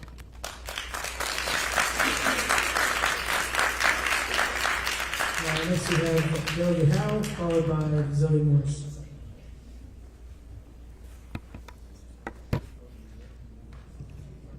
First of all, I wanted to say thank you to the panel for holding this public town hall and providing an opportunity for citizens to ask questions, voice concerns, and also share their perspectives. I appreciate the professionalism of the staff and your willingness to listen to both that oppose this project and anyone who actually would be for the project.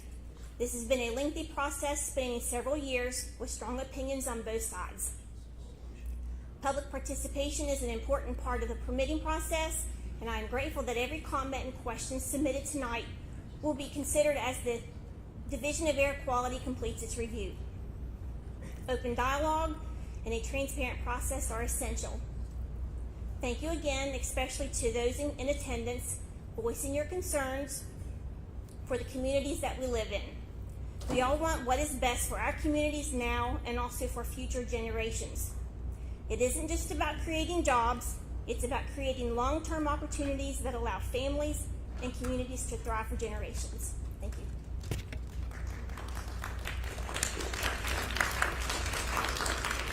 Next we have Zoe Morris, followed by Suzanne King.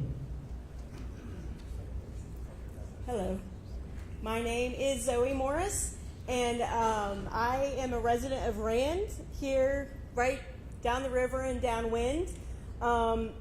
Everything everybody said has been amazing, and I want to second all that, and I do want to go formally on record to say that I do oppose this facility and formally asking you all to deny the Clean Seas permit. And I know that there are some people here who just don't want it in our community, but I don't want it anywhere at all. When we talk about, you mentioned, sir, that there are many schools that, like, this would not be the first elementary school or high school to have some sort of industrial site, in their backyard. Marsh Fork Elementary School down in Raleigh County had coal impounds there with the Coal River Mountain mining, both above ground, mountaintop removal mining, and they had the impoundment pond that sat right above the school for decades. All those children were in danger because of the blasting above the hollow mountains in that impoundment site. We know that there are elementary schools and high schools and our school students that sit in the shadow of industrial disasters every day. That doesn't mean we need to allow this one in ours or anywhere. Sir, you mentioned the new technology that has come out in the last year that can help with the sorting of the loose waste that will come through. Are you talking about AI? Are we going to leave like an AI scanner or computer or camera to be the ones to determine what waste is coming through and if it meets that 85%? Because we don't want those AI data centers here either. None of it. We don't want it here. And it's all connected, and we can't just say that this one little thing is minor, is small. This is just another small, it's death by 1,000 paper cuts is what it is, and you're still dead at the end of the day, no matter how you die.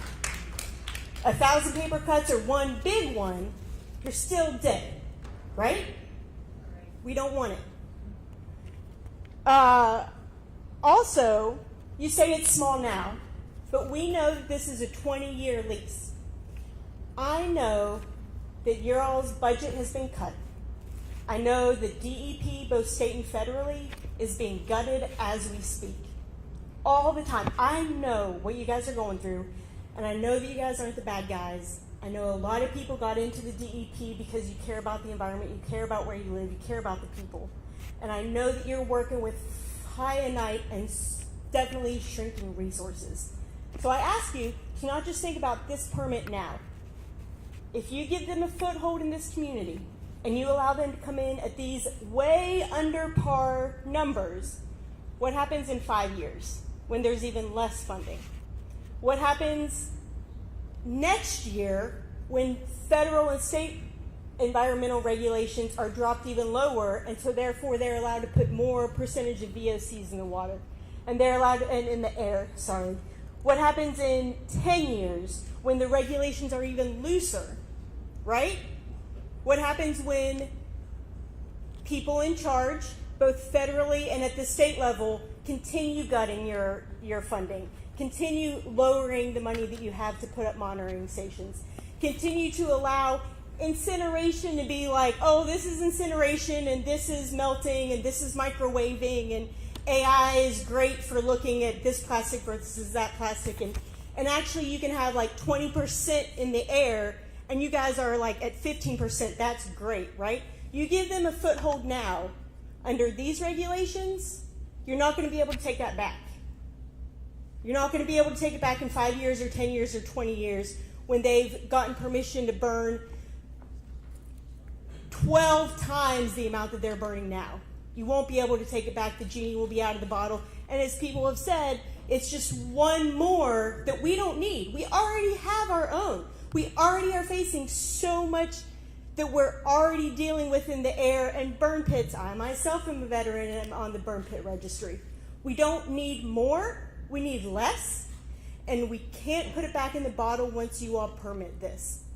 And I'm asking you formally to not permit it and not give them another foothold in this community, because we don't want it, not here, not anywhere. Thank you.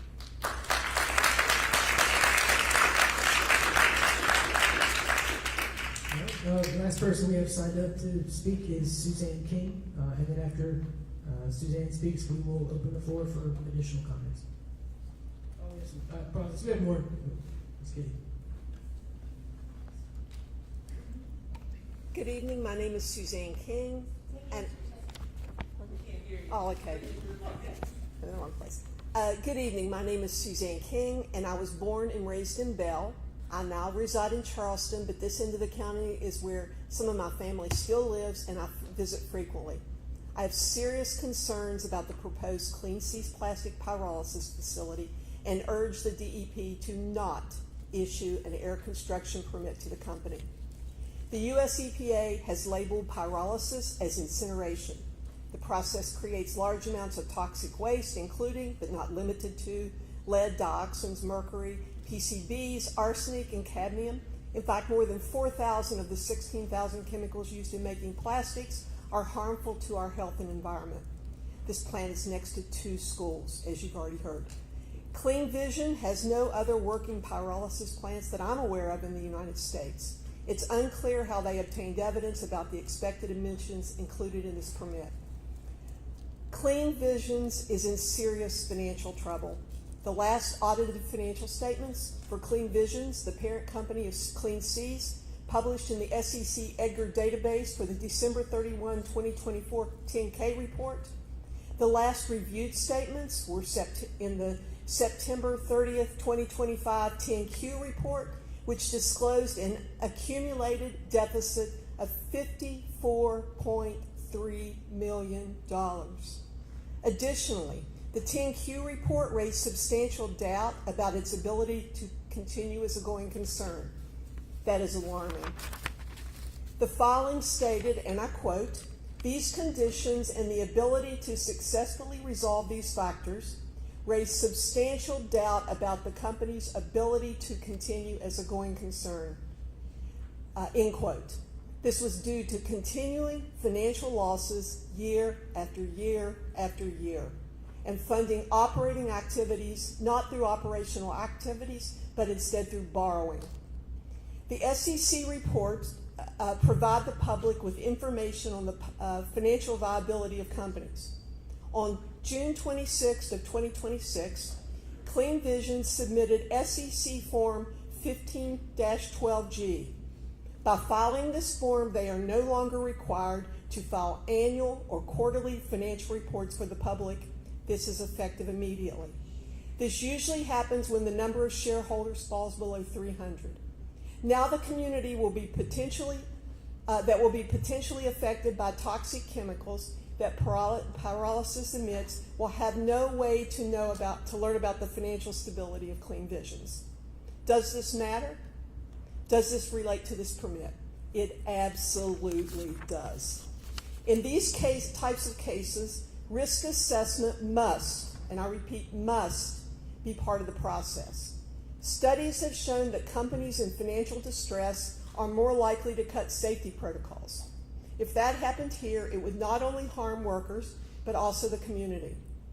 In one such study published in the Review of Accounting Studies in 2022, Thomas, Yao, and Zhang document that when U.S. companies are in jeopardy of not meeting or beating earnings projections, their release of environmental toxins was 15% higher. That's concerning. Given Clean Vision's continuing losses, it is certainly in financial distress, meaning it is more likely to cut safety protocols. So I ask, why is the state of West Virginia supporting this and loaning money to them to burn plastic, not from West Virginia, but from Massachusetts, and create a product for which there is not a market? So I'll ask the questions I asked earlier. How did Clean Seas arrive at the emission levels in the permit? What monitoring is Clean Seas required to do? How will that data be provided to the community? Who will serve as independent monitors of the air quality data? Will that independent monitoring be ongoing or periodic? If these issues cannot be resolved to the satisfaction of the community, the DEP must deny the permit. Thank you.